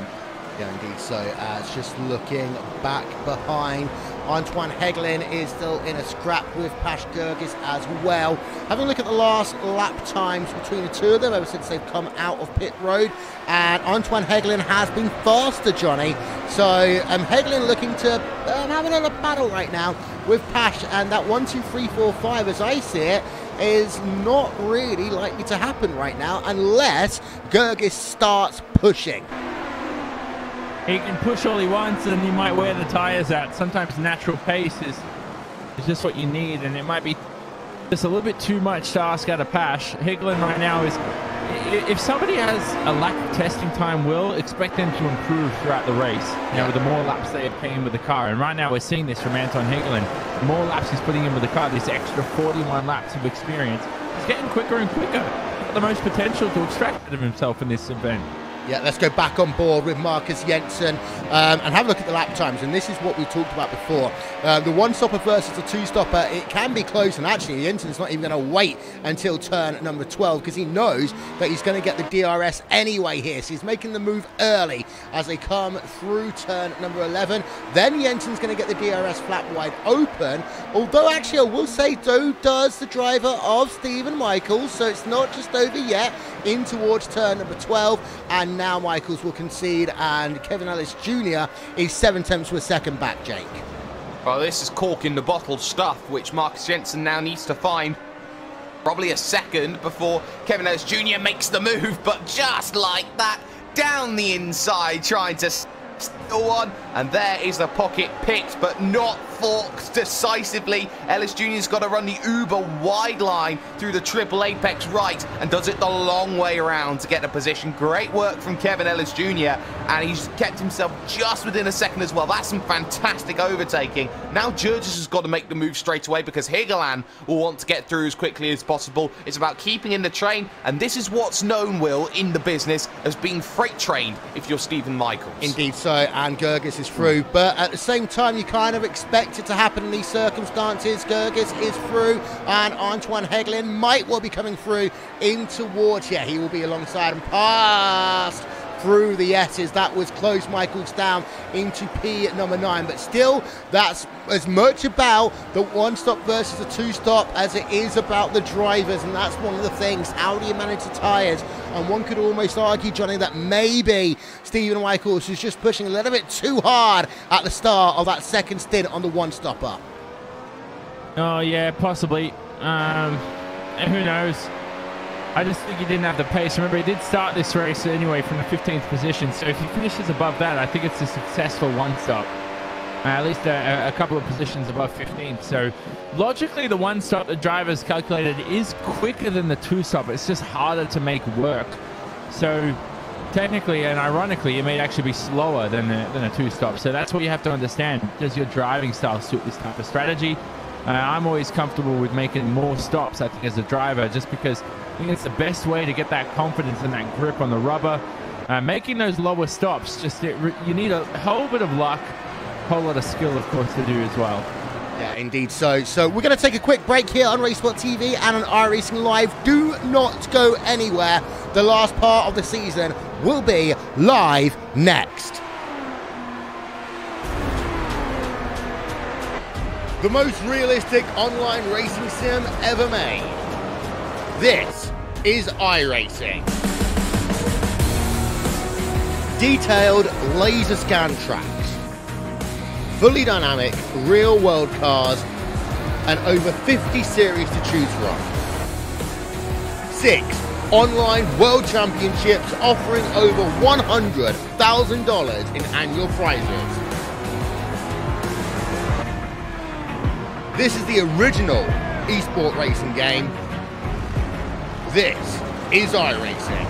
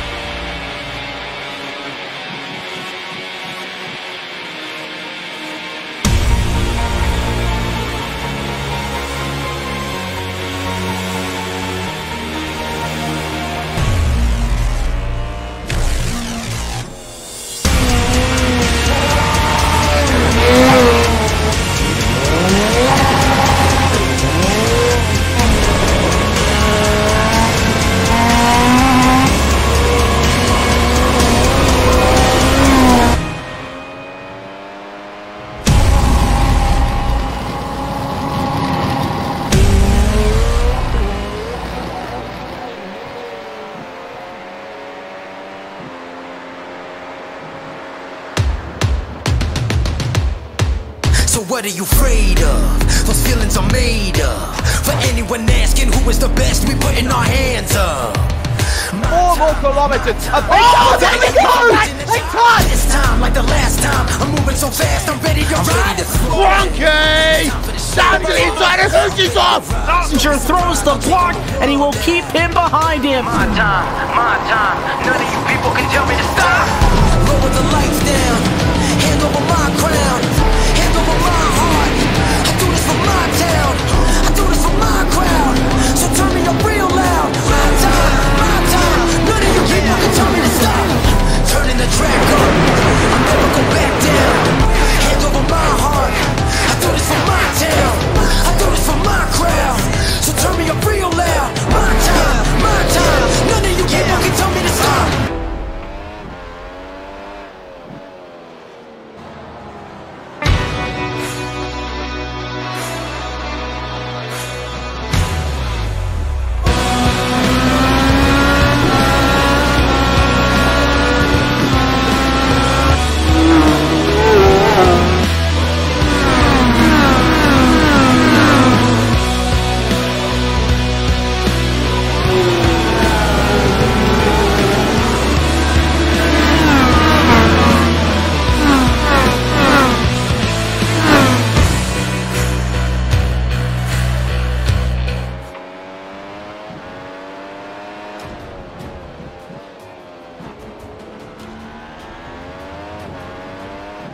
Welcome back to the final 11 laps of the iRacing World Championship Grand Prix Series 2018 as Josh Rogers breezes past Yao Vaz. And his next victim, well, that's Stephen Michaels. 8 seconds up the road, but he's been closing at the rate of 1.1 seconds a lap. As we come into the final part of the season, also worth noting, we've still got this nice little battle going on between Kevin Ellis Jr. and Marcus Jensen on track. That will go down to the final few laps of this event. Williamson along with Jake Sperry and Jonathan Simone here on RaceSpot TV and on the iRacing eSports Network. As let's just have a look right now. This three-way battle actually that's going on between Kevin Ellis Jr., Pas Gergis, and then Antoine Higlin. Yes, they are two little battles, but they are merging into a four-way battle. Gergis right now, we talked earlier how he had to get a move on. He's not. He's been losing time here, Johnny, to Kevin Ellis Jr. and at number 98, Apex Racing UK machine. Which is very weird because Ellis Jr., out of these four, between Jensen, Ellis Jr., Jurgens, and Higelin that you mentioned, Ellis Jr.'s tyres are 1 lap fresher than the rest of the other 3 who all put it on the same lap. So Higelin right now is DRS on Jurgens. Jurgens out of the zone in terms of Kevin Ellis Jr. But Kevin maybe had a slight peak there into turn 1 and couldn't get the move done. But Jurgens is under attack right now. He hasn't had the best of an end to this race right now. And who knows, is he tiring out? Is it mental strength? Is he just not up to scratch with pace? Maybe even the setup doesn't respond well to low fuel. Could be a whole lot of factors. Yeah, indeed. So ahead, Kevin Ellis Jr. versus Marcus Jensen. Let's have a look at the lap times between the two of them. And, well, they're just trading lap times at this stage, Jake. No one's really making a move over the other. Maybe just biding time for something towards the end of this one. One thing we haven't talked about all day either is that some of the Apex Racing UK cars have added some green to their livery as well. They have, and I like seeing that Apex are changing up their livery. It's been practically the same since I got into sim racing, which was 2015, if my memory serves me correct, maybe back end 2014. But you see, the livery that they have, a little bit of green actually does well. It suits that sort of sea bit of colour, and to forgive me for turning into Cameron Walsh, I like the fact that it makes them a little bit more different than they already are. Okay. Hi, Cam, by the way, if you're watching. As Marcus Jensen versus Kevin Ellis Jr. They will come past the start-finish line again. We are now into the last 10 laps of a season. And what a season it has been. I mean, We've had so many frills and spills over the course of this 2018 campaign. It would be impossible to really name them all, but I mean, two stick out to me more than anything else. And oh my word, Kevin Ellis Jr., what a wiggle. That's not one of them, but that could have been. That was a huge wiggle. Before we go any further, in towards turn 2, and that one deserves an instant replay.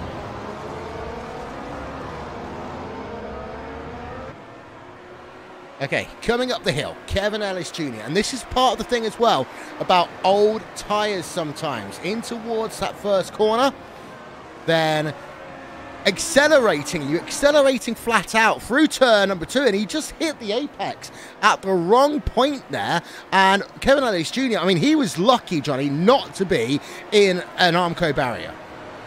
Yeah, and you're right there, Will. The tyres always make that worse, but we did see in qualifying, drivers with fresher rubber were struggling with that. We saw Jamie Fluke have a moment earlier on an hour and a half ago in qualifying. So it's just the type of corner and the way these tyres respond to it. It's not friendly at all. So it's somewhere where you just have to gradually maybe lift off the throttle, maybe go 80% of the throttle to management. You could short shift, but if you can manage that and adjust the setup to be able to handle that corner at 100% throttle, that is the quickest way around there. But Kevin Ellis Jr. just hit it the wrong way. And lucky he saved that, by the way. Great reactions from the young Scottish man. Yeah, let's have a look through the biggest movers and shakers in this event so far today. And surprisingly, no change to your top 3 drivers.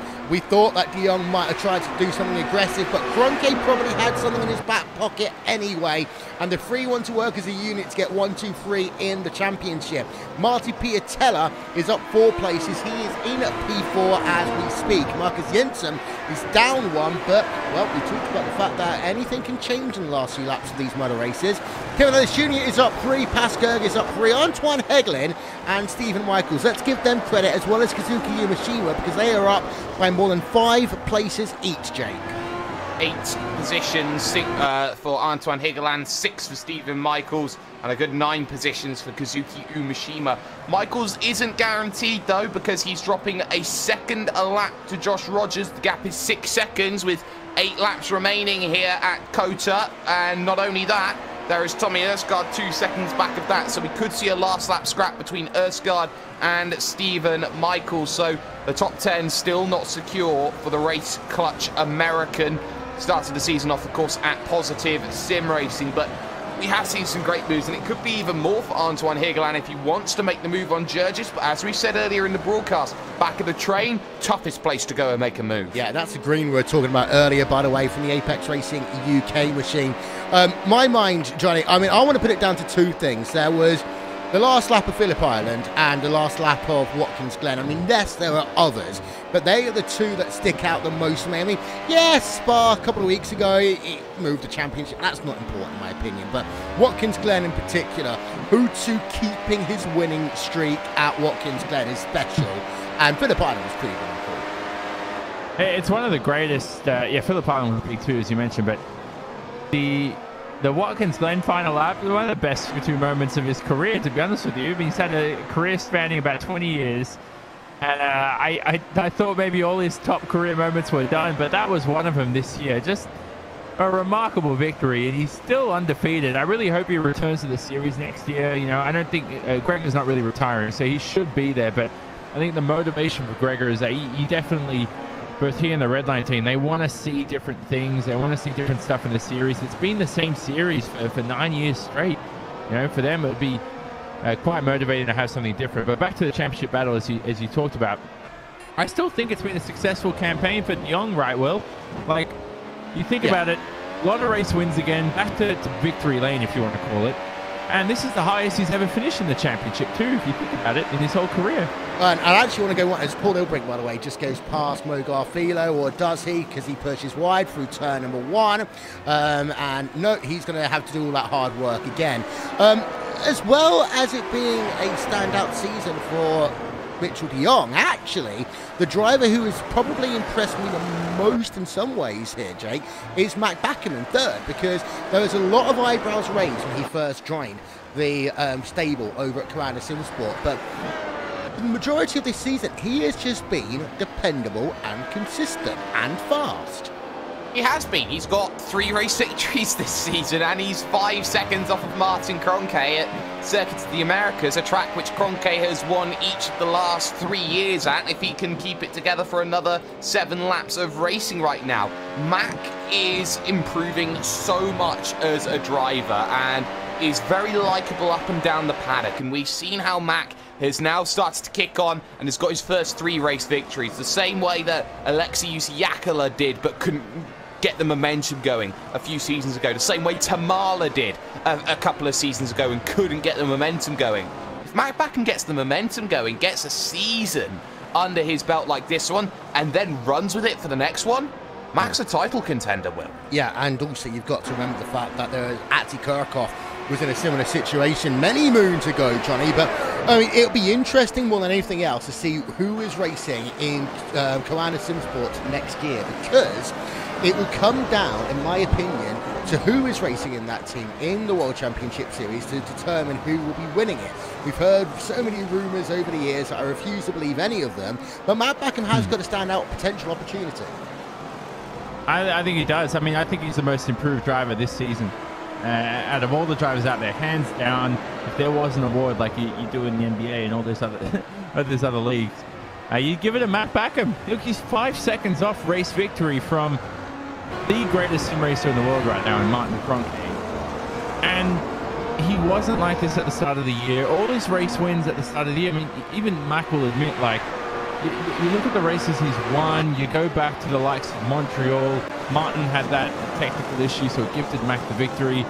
Same with Monza, you know, again, Monza, Martin had the DNF, Martin crashed, so Mac did beat him based on consistency, but Martin was probably quicker on the day, and again, like, just gifted the victory. But in terms of his improvement, I think Mac Backham, if he improves over the next 4 months to the start of next year, he can make that 5-second improvement here over a race distance. Could he be the next world champion of this series? Maybe. As just to let you know, there's Martin Kroenke's had an incident. So it's just an off-track incident, but he's had an off-track incident. So the perfect race for Martin Kroenke is unfortunately no more. I would also say as well, I mean, it comes down to a lot of things. We talked about this in the pre-race show. We talked about how the changing dynamics of esports and where people want to go and what people want to do.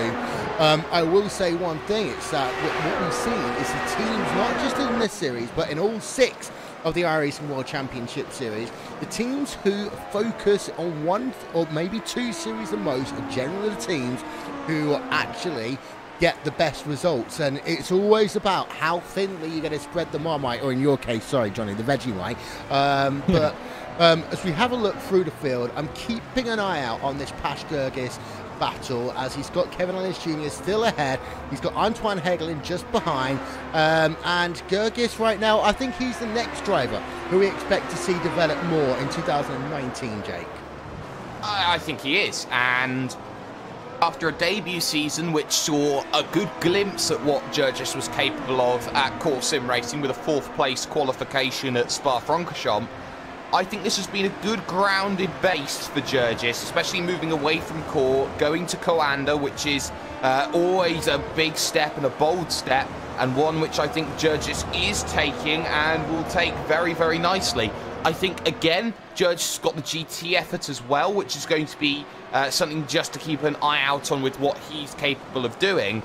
But I think Gergis is one of those drivers who will, again, improve and will do very well. But the one thing I do worry about is just how much of a Coanda series this has turned into in the final stages of this season. It seems that everyone has admitted Coanda's the best team, and they've not been willing to fight that one out wholeheartedly towards the end. They found something else. Now everyone's got to go and find that once more. And yes, I'd like to see Redline there. Yes, I'd want to see G2 there. If they're not committed, though, don't try it. I want to see Apex find that extra step. I want to see Burst find that extra step. And I think that a team will do it. Next year, though, I really hope it's not a case of Coanda 1, 2, 3 every race. Well, no, and this is a part of what we've talked about for quite a part of the pre-race show in terms of spreading the Marmite or the Vegemite too thinly across too many different series. And this is why You know, you don't see Coanda doing 1,400 different series, like I talked about earlier. And this is the interesting thing as sim racing moves in towards 2019. One comment we had on social media, Hutu got old and can't win anymore, RIP. I disagree with that. It's more of a case, I would argue, Johnny, that his support in many ways has diminished, and I know Dom Duhan's immediately going to go onto social media and claim that it's not, but it has. You know, there used to be 4 drivers in that red line stable. In fact, I remember 6 drivers in that red line stable pretty much at one point who were all actively racing or testing. You had Ben Cornette, you had Luke McLean, Alexei Isiakola, you had Ollie Pakula, you can add Enzo Benito, you can add Atsi Kurakov to that list. And it's not just about testing in those situations, it's the racing with other people and pushing a car to its limit over 50, 60 laps and then comparing notes. Hutu is able to win 2 races this year at 39 years of age in his 9th season in this series. And in 20 years of racing at the top level of sim racing, as we see Rogers here about to make a move on Michaels, who's on the one-stop strategy. And he's been able to do that with minimal team support. Now, I'm not trying to disregard the team at Redline, but their focus has been elsewhere. Hutu as well, in terms of motivation for this series, like I said before, Redline wants some more oomph out of the series in itself. For Hutu, he's been doing this for 9 years. Does he need a new challenge somewhere else? And it's so impressive. He's been able to get 2 race wins, and at this age, and just it's just remarkable. You know, I think it's been understated for what he's been able to achieve. He may not be the best Hutu we've ever seen, but he's still one of the best sim racers in the world, and he will, in my opinion, he is the greatest sim racer of all time at the moment. Well, and also, let's not forget that Hutu is the driver who remains undefeated at Watkins Glen, as we just talked about. And he's improved as a racer over the last couple of years. And I'm always the first to say that. There's many people who said in the early part of Hutu's career that he was a good driver, not necessarily a good racer. He's actually a really good racer. And the final lap of Watkins Glen proved that one to be. Antoine Hegelin, by the way. Let's talk about some of the racing with 2.5 laps to go very quickly. Antoine Hegelin heads himself down the back straightaway. Now, if there's a time for people to start making moves, Jake, this is the time for people to start making moves. It is, and one of them is Josh Rogers, who's just got past Stephen Michaels, who is now being harassed by Tommy Erskard in the battle for the top 10. Higeland not close enough to pass Jurgis, but look at Erskard, DRS, ERS, what have you got to fight for a top 10, Mr. Michaels? I think you're 2.5 laps short of getting that one working for you. Answer is you were 2.5 laps short of a top 10, and as such, Erskard makes his way through, gets himself into the top 10, which I think for Tommy will be a good result, but one when he started 5th, that's not where he wanted to finish, but ultimately, a good move there, but Michaels just running out of tyre life at the end. Yeah, and that's what I said earlier on, Johnny. It was getting to the point, in my opinion, that he was almost pushing those tyres too hard when he had no traffic around him, and that cost him a little bit towards the end. Yeah, that could be the case, you're right. So, Michaels, nevertheless, still a successful event, like I said. If you finish just a few places above his starting position of 15th, that means the one-stop was successful and it did work, and even more successful for the likes of Anton Hegelin, who two-stopped this race, started 16th and up at 8th. And like I said, well, back to, I don't mean to switch the topic to Anton Hegelin, but he is by far improved every single lap of this event. I've been well impressed by him. But nevertheless, can I just say, before Kroenke wins his 3rd World Championship, it's just been remarkable to see Martin Kroenke's rise through the ranks and how successful he's been. And right now, I just so happy for the guy. He's worked so hard, and he's a guy that deserves every minute of praise. And everybody that criticizes him for saying, like, oh, you know, it's always boring seeing Martin in all these races. Well, you just got to outwork him, because he's doing that to everybody else. Final lap of the season. It is a Coanda 1, 2, 3 right now. Martin Kroenke, Mac Backham, Mitchell de Jong. It seems on paper like once again it has been the Coanda train, but let's not forget that G2 early on, they did show some promise before they decided that it wasn't for them this season. We talked about it already. Gregor Hutu's won 2 races this season. Martin Kroenke has not been perfect. De Jong has pushed him hard, and also he's been pushed hard by Mac Backham, who arguably is the most improved driver in that stable in 2018. The big stories of the season as well, the continued rise and growth and development of Burst Esports. They are arguably the team of the season by what they've been able to do with a two-car effort, race in, race out. Yes, they still got some work to do in terms of managing tyres over the course of the race, but you know what? Teams have come and struggled with that before, and now Burst are actually having a better season than them 2-3 years on.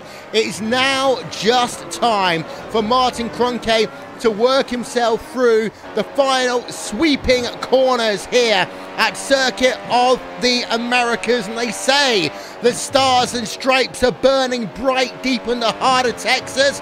Well, it is deep in the heart of Texas where Martin Kroenke becomes a three-time world champion of Grand Prix racing. Martin Kroenke is once again a world champion, and it is Coanda 1, Coanda 2, Coanda 3 in terms of the championship. We're going to see the parade in a moment's time as Mac Backham will start to pull up behind. Mitchell de Jong is a further 10 seconds down the road. But for Martin Kroenke, it didn't always look as though this was going to be his season. Mitchell de Jong had led the championship at points. Mac Backham looked as though he could make it his championship. It was the perseverance by Martin Kroenke in the latter stage of the season, like he always does. He is Mr. Consistency, and Kroenke is champion again. Waiting for the rest of your field to cross the start-finish line. But there we see your now three-time world champion, Martin Kroenke. Phenomenal work by him again, Johnny.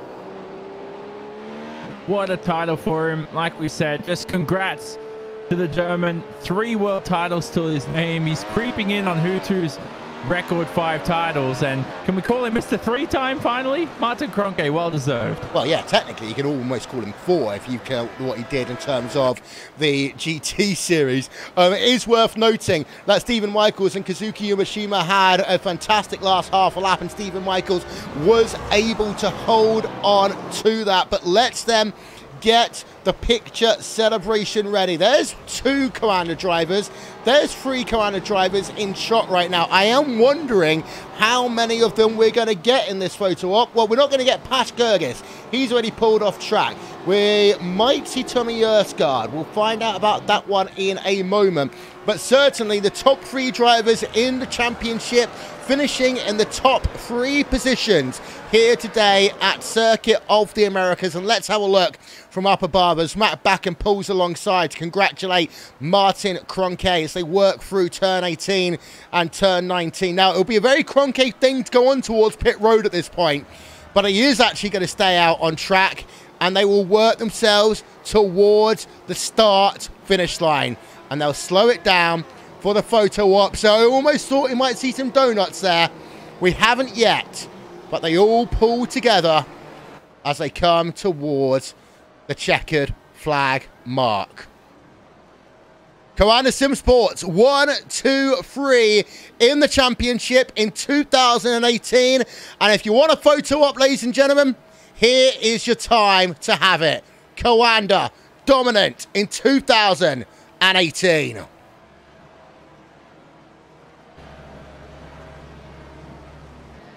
It'll just help if we can actually get a good camera angle on it.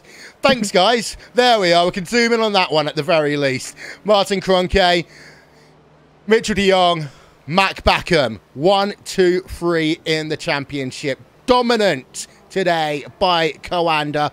And I do believe we are going to get a 4th driver. Yep, we are going to see Marty Piatella just join in as well. What a day it has been for Coanda. And there the donut star. Of course it's going to be him. Of course it's going to be the finish machine. Let's have a look at your final race results here from what has been the end of the season, but still the start of many new chapters.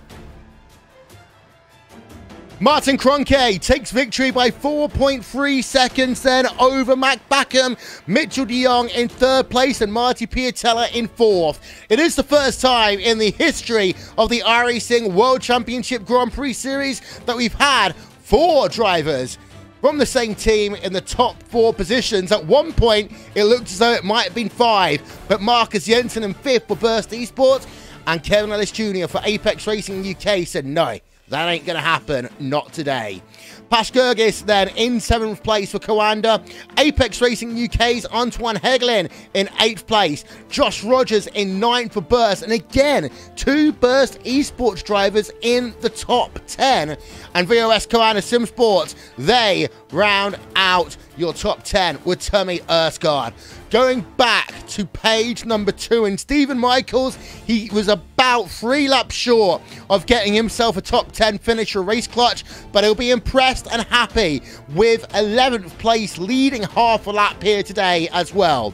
Kazuki Umeshima coming home 12th place for Radicals Online. Couldn't do anything about Michaels at the line. It was almost a drag race. Umeshima couldn't quite get up 1 position. Jamie Fluke in P number 14 for the Apex Racing UK team. And Michael Partington rounds out your top 15 and is safe and has a ticket to the 2019 iRacing World Championship Series. David Core for the Orion Race team. Hel's his teammate, 1 place behind, Dion Vergers. P16, P17 for Orion, then Paul Ilbrink and Mo Garfilo, a duo of Radicals Online drivers in 18th and 19th. Daniel Beda for the University of Isabella 1, a positive sim racing car, rounds out your top 20. Finally, Ilka Hapala for the Orion Race team is the first of the most of your retirees. Moritz Lohner, 22nd, out. Ricardo Orozco for Positive Sim Racing, out. Race Clutch Pilots Remniak is out. Coanda Sim Sports David Williams, well, he's going to have to go down to the pro road. He was out early. And Peter Berriman out early as well. Here on the iRacing World Championship Grand Prix Series, we are just waiting for our now 3-time champion. But Jake, Coanda, they had their top 3 drivers in the top 3 positions. Kroenke did what he had to do. He did. He qualified perfectly. He got himself out to the front. And what more can you ask? He wasn't touched at all in that race. He had a traditional Kroenke drive. He broke the field early. He just held a gap over Mac Backham. And I probably think he could have found 5 seconds more if he wanted to push that margin. But Martin Kroenke has proven once again why he is the greatest driver in this series, why he is a 3-time successive champion, and why he is well on the way to closing down the 5-time record of a certain Finnish Gregor Hutu. Yeah, indeed, sir. And one thing that is very interesting to note, of course, Johnny, it is a mark of a good driver not to give away your full hand. The same way a good poker player will never give away a full hand. If he wanted to go 5 seconds faster, he possibly could, but we will never know. And that is why Kroenke has maintained an edge over the last couple of years, because when he needs to pull it out, he can. He's just been that remarkable. You know, he's etching his name into the greats of all time in sim racing, and I think it might already be etched, if I have to say so. I'm just delighted to see how his career ends right now. Is this the limit for Martin? Is 4 world titles possible? Maybe even eclipsing Gregor? Who knows? We'll wait and find out. Well, we have got P1, P2, P3, and P4. All Coanda Sim Sports drivers making history here. But of course, what we have got is Martin Kroenke, now a 3-time world champion of Grand Prix racing. And it came down to the final round, Martin. You made us wait for it, but you are now officially a 3-time champion. Congratulations. Thank you very much. First of all, were you worried at all about, you know, anything coming into this event, knowing what happened with de Jong last time out?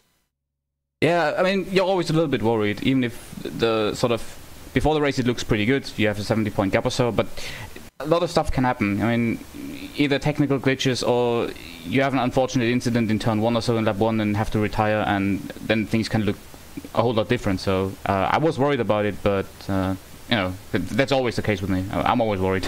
First one of qualifying wasn't the best, but we often see you out-qualified the first run by Matt Backham. Second lap, how close to 100% was that for you? Well, I was pushing as much as I could, but that lap wasn't perfect, unfortunately. Both of the laps weren't perfect.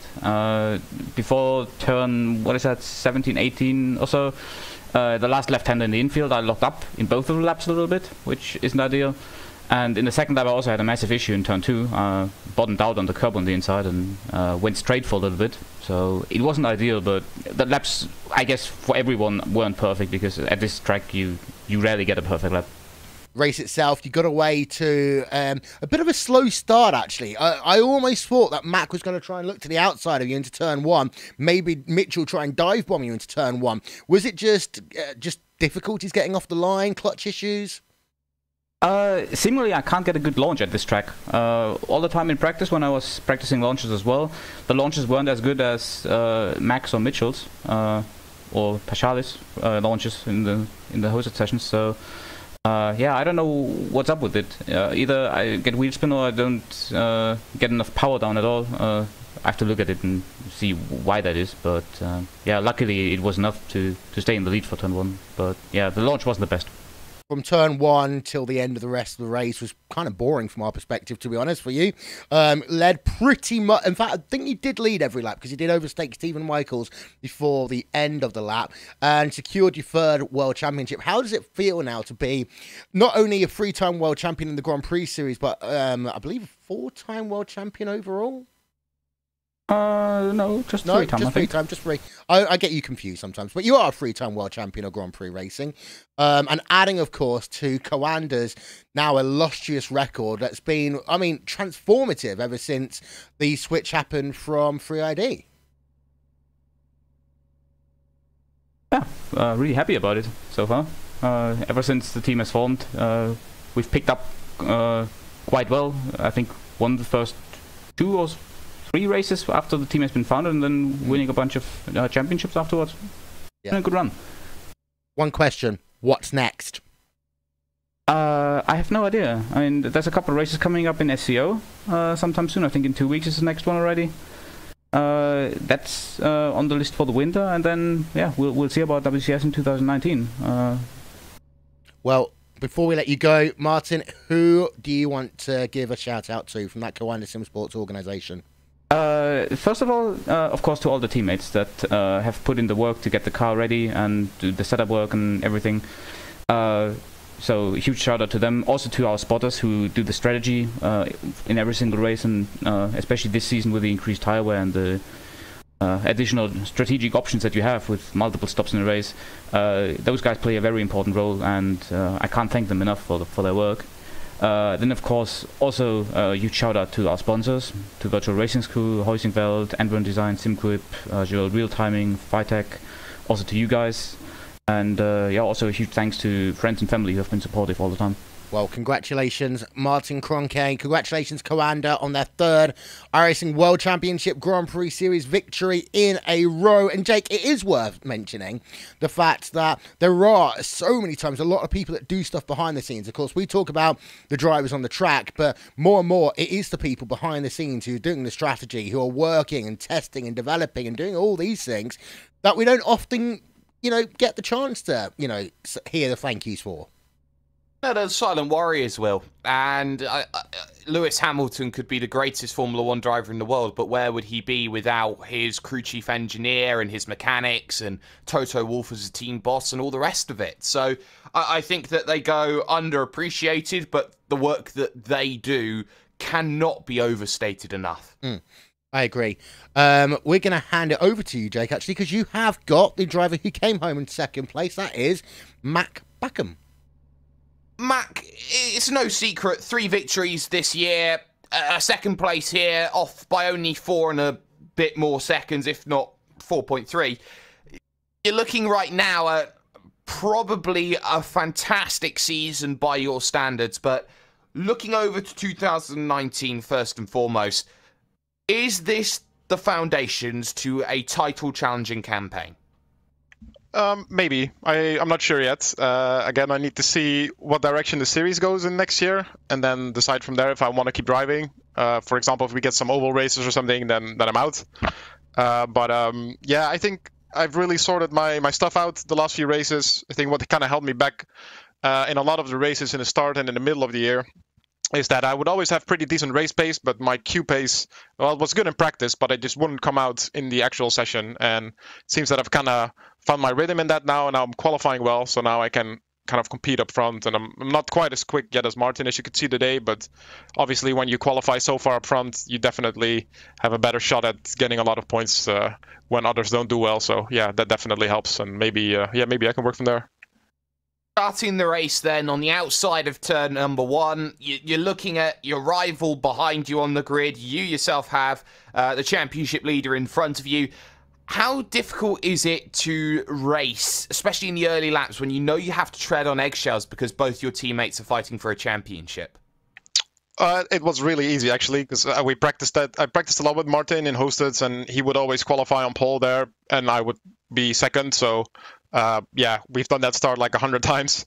And yeah, after the first turn, Martin immediately pulled away from me. I pulled away from Mitchell a bit. So yeah, there was nothing too special about the race today other than just doing laps. And it never felt like there was any risk of anything going wrong. So. Well, no risk then, but certainly a lot of reward for third place in the championship. Do you feel maybe a little bit disappointed the fact that Gregor had issues today which prevented a title battle, or shall we say a championship battle for third? Yeah, I have no idea what happened to him.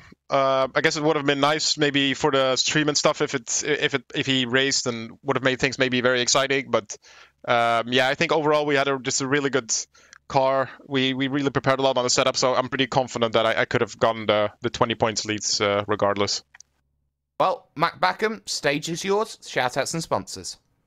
Yeah, obviously just big thanks to everyone in the team, especially just Martin and everyone else for helping set up the car all year long and helping me prepare. And they've really pushed me to a new height, I think, this year. Really made a step forward, and I could not have done that without all the people in the team. And also to our sponsors, so Virtual Racing School, Huseveld Engineering, SimEquip, VTech, JRT, Andorn Design, and thank you guys for the broadcast. No worries at all. Mac Backham then coming home in second position, third in the championship, Will. And pretty much well on the way, if things stay as they are in this series, to a title challenge. Yes, indeed so. And, well, Backham, we've talked about how he's developed so much this year, and probably moving to Coanda was probably the best, well, sim racing career move that he possibly could have done. And always, there's so many different options, Johnny, when the big teams come knocking or you go knocking to the big teams. Won't lie to you, if Matt Backham had gone to Redline, he wouldn't have lasted, I don't think. If Matt Backham had gone to the likes of an NX or anything else, I don't think it would have worked. I think Coanda's the perfect fit. It always was the perfect fit for Mac Backham, and look how it transformed him. Remember, Mac Backham 3 years ago used to be this guy we used to describe as being erratic and get involved in too many incidents, make some mistakes out there on the racetrack with all this potential and all this pace. And look at him now. He's a superstar, and like we said during the broadcast, is a contender, possibly looking at his pace at the moment for a world championship next year. So who knows how that will turn out for him. And there are a few other drivers I won't name that I'm just having to think were close to possibly getting into Coanda and didn't end up there. And I'm just wondering, what if they did end up at Coanda? Where would they be right now? Yeah, it's always the what ifs. Well, one driver that you are going to talk to is a Coanda driver. He's also a Red Bull driver. He's got it on his helmet, and that is Mitchell de Jong. Yeah, still alongside Mitchell de Jong, rounds out the podium. Mitchell, can I just say, first of all, you've had a successful season, but surely you're excited for Martin, your teammate. You were title rivals the whole campaign, and you've been working with this man for a few years already, and you're definitely delighted for him to see that title for sure. Oh, without a doubt. It's super cool to be able to fight so closely with your teammate for the actual championship, and for it to come down to the last race after some ups and downs. I think for both of us, it's pretty cool, and when it's your teammate, you have to be happy, of course. He worked very hard. He deserved it. And yeah, super stoked for him. Also for Mac to be able to sneak into third there at the end. It's an awesome team result. And you have to say as well, you've made his life misery, haven't you, in terms of Martin? Like, I mean, Suzuka most notably at the start. You weren't going to back out of any title fight. You wanted this all to your own. So a bit of disappointment on your end, or do you still think you had a good campaign? I'm pretty satisfied with it. Obviously, you know, you give it everything, and sometimes when you're so close, it can be a bit disappointing, but when you take a step back and kind of put it into perspective, being able to really fight for a championship in 3 different series this year, and you know, have it come down to the last race for all of them, I'm super stoked for that, to be honest. Even just last year, thinking that, you know, I'll have a shot at the championship in F1 against Martin is something I can be really proud of. Even though I would have liked to win it, of course, anyone would. Yeah, without a doubt, I'm satisfied. And you've returned to the top step of the podium this year multiple times already. You've had more pressure than ever, I'd say, not just in this series, but in other series. You've had a successful season for sure.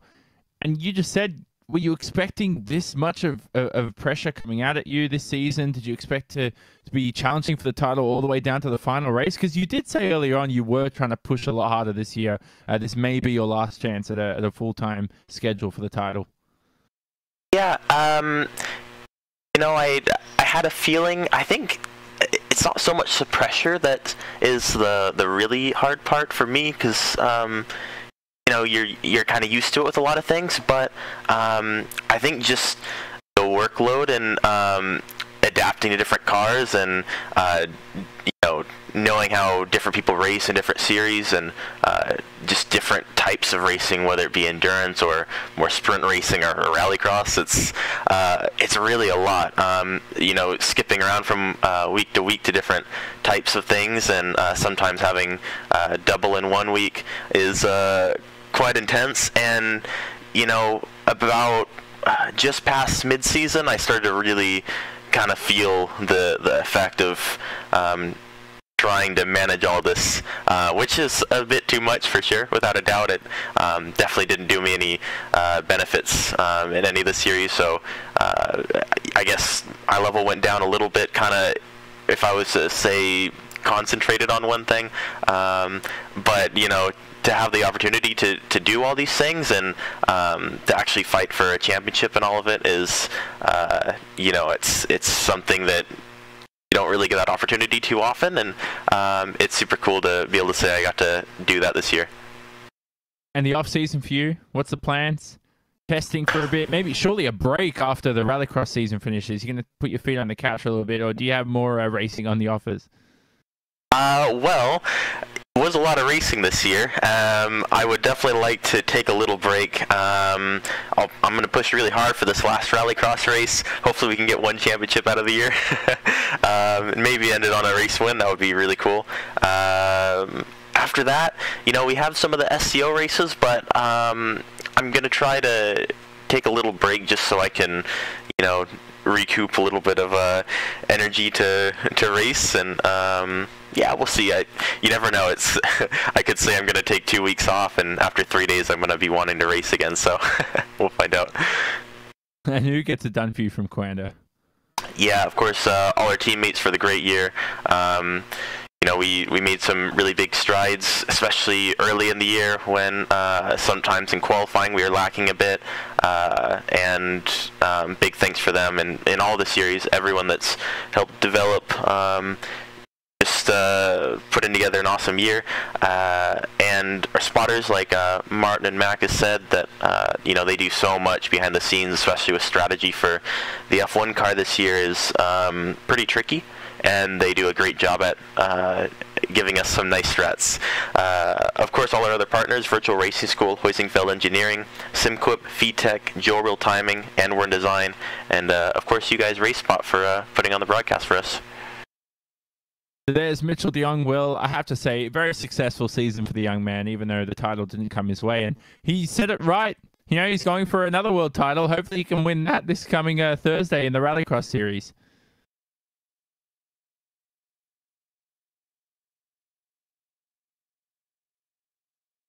Indeed. Sorry, I hadn't fallen asleep there, I promise. I was just getting ready with all of the lovely questions for my favourite Finnish driver, honest. But yeah, you can see that, of course, this Thursday live on the iRacing Esports Network. It's rapid fire time. So, Marty Piatella, moi moi, how are you? Moro, I'm good. Yeah, it's good to be back after missing a couple of races. But yeah, first of all, I want to congratulate Martin for winning another championship again, and a huge thanks to the whole team. I mean, especially for this race, I just only really practiced for a few days, just picked the setup from the guys, and the car was great as the results show. So yeah, huge thanks for those guys for all the work. I'm not going to dwell about the race too much because it wasn't entirely uneventful, but it was kind of uneventful, I would say, in some ways. But one thing that is worth noting, what you're going to do in terms of Pro Series, what you're going to do in terms of 2019? Yeah, very good questions. But the good thing is that I finished decently today, so I don't need to even think about the Pro Series. But 75% rule. It's what? Is it we'll talk about that after. We think so. We don't know. Who knows? I don't think so. Yeah, I just had a conversation about it already. But okay. Yeah. Well, I mean, if I need to do that, then I just need to do it, and yeah. Okay. And what for 2019? Yeah. If the racing is as fun as today, then yeah, let's go for it. All the same. Marty Piatella, P number 4, P number 5. Marcus Jensen, he broke up the 1, 2, 3, 4, 5 for Coanda. Marcus, Burst Esports top 5. You must be happy. Yeah, I'm pretty happy. Those Coanda cars, they were just a bit too fast today for me, so couldn't really get any better than 5th, I don't think. So yeah, fairly happy with it. Well, as I say, not focusing on 2018, that's in the books. 2019, what's going to happen for Burst Esports as they continue to grow? I think I'll continue racing in this series. Obviously, depending on what happens with the series, but hopefully it's something good, and then I will definitely keep racing in this series with that being my main focus, I think. So yeah. Well, ladies and gentlemen, that is Marcus Jensen from Burst Esports. I am going to ask you one question to both of you, Jake and Johnny. Moment of the year. Jake. For me, there have been a lot of great moments, and I think that has slightly caught me off guard because I hadn't thought of one directly off the top of my head, but I think the moment of the season has to go down as one of the great overtakes that we have seen in this series, and that is Gregor Hutu's banzai on Martin Kroenke at the Nürburgring. On home territory, throw the Finnish flag out, I'm still going to be here, and I'm still going to be racing, and I'm still win-worthy material. Johnny. Moment of the season, Kroenke's Monza crash. Like, I mean, I've never seen that before, ever. I mean, he's a robot. He's a guy who had... Always he had like one incident point in his whole career. It feels that way. So that was iconic. Mac Backham getting his first race victories. Mitchell de Jong versus Gregor in the final lap at Watkins Glen. This is a difficult one. Anton Higgelin's save at Indianapolis was one. The final lap last round at Spa. What was that? I don't even know what that was. There's so much more to go, but the biggest one has to be Kroenke winning 3 titles. Just that has to be the biggest one of them all. I'm just going to say 3 words. Hutu, Glenn, last lap. That's 4 words. Who cares? It's the end of the season, ladies and gentlemen, of course. What that means is it's time to say thank you to all the people that make this happen. First of all, to the guys that do so much behind the scenes for us. It's Wambalau, TrackCams22.com for the sexy TV cameras. Overlay design to Andres Warner and And1 Design. Development and all the graphics that you see put together, Simon Grossman, Aptioneering.com. Live timing and scoring all season long by Nick Thisson. And also want to give a shout out to all the guys at iRacing, Tyler Hudson, Drew Adamson, that get that work done for us. Want to give a thank you to Jake, to Johnny, and of course to Hugo, the people that thankfully stepped in when I was almost dying at least 3 times this year. So thank you, and thank you to all the people that wished me well along the way as well. And also thank you as ever to the drivers of the series and to all the fans that have made this season so entertaining. 2018 of the World Championship Series is in the books, and we've got a 3-time world champion. Congratulations to Martin Kroenke for becoming a 3-time world champion of Grand Prix Racing. We will see you all for the Pro Series and for 2019. Goodbye from Circuit of the Americas.